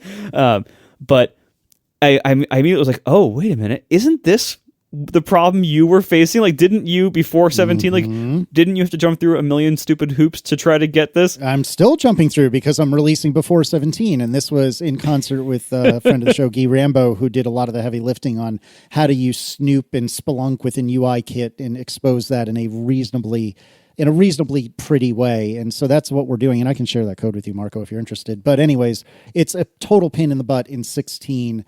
And then and actually what ended up happening was when I moved from the standard search interface with the searchable interface to the bottom mounted search interface, I actually just I couldn't use searchable anymore. I forget why, but it's really not designed to be anywhere but where Apple wants it. And when I tried to put it in that bottom panel, it was just a mess. It was just... No, it pretty much has to be in a navigation bar. Exactly. And so I just gave up on it, and I'm not using the system searchable or the system search affordance, which I would prefer to be able to use it, but it's just not possible where I have my search box right now. Yeah, that's true. Anyway, I did think of you today. I'm like, wait a minute, I just fixed in 20 minutes what you fought for a very long time on, because... So how did you fix it then? Through various, Stack Overflow searching, I found that there's an environment variable that's set. It's called is searching or something. What? It's weird because it only applies to sub views. So, but I made a quick little wrapper. I'll send you the code. I'll post a gist. Plumbing state information from where you have it to where you want it is a fun pastime in Swift UI. Yeah, yes, it's 100%. That's exactly it. But here I will. Seriously, so true. I'll send you a quick screenshot so you can see. Yeah, I'd be fascinated to see this because this is news to me, and again, I don't need it anymore. But I would have loved to have known about this.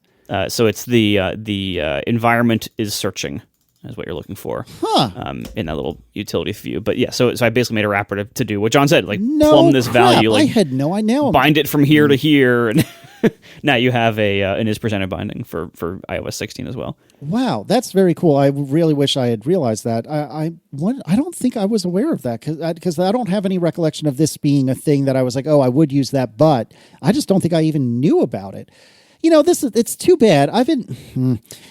This is going to sound like a rant, and I don't mean it to. The documentation that Apple's been putting out lately has actually been surprisingly good. I probably should put up a blog post saying, look, I stand by everything. Did I already say this on the show? I might have, but no. I stand by everything I said a couple of years ago, maybe it was a year or two ago, about how their documentation was piss poor. And there are still a lot of areas where it is piss poor, but recently it has gotten way better, way better. And I'm genuinely so happy to see it. I am so here for it. But there are times that, and maybe it's my own Google foo failing me, but why did I not know that this existed? You know what I mean? I really wish in the commentary and documentation about searchable, this should have been called out more explicitly, or there should have been some sort of sample code that shows this and demonstrates this. And it needs to be more findable. I find very often when I'm searching for stuff in Swift UI, I'm searching for things that I know how to use, but I just want to double check something, and there's just too many hits because they're just all simple words. Yeah, and it's no, narrow it down to Swift UI, but I'll narrow it down to this. No, I don't want to see the ones for this. No, that's not what I want. It's just...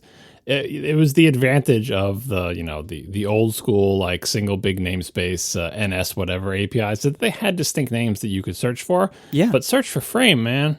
Search for it's just what search for anything that's common on multiple kinds of elements. And I'm like, I want to find the part that Casey's talking about where someone explains, oh, by the way, here's how the box model in CSS parlance works in Swift UI. And I figured that would be somewhere adjacent to the thing where they're talking about how you can set frame and what it does and what the different alignments mean and blah blah blah. And nope, that's that. That documentation probably exists, but it is not easy to find the way people mostly find things, which is let me type some words into the search box, and that's kind of frustrating with Swift UI. I think that's the next level of what they have to do is if they have great documentation, they need to find a way to, and I know it's a hard problem, but they need to find a way to let you find it by typing in the string that you want to type in, which is going to probably be a single very short word that is very common across 50 different APIs.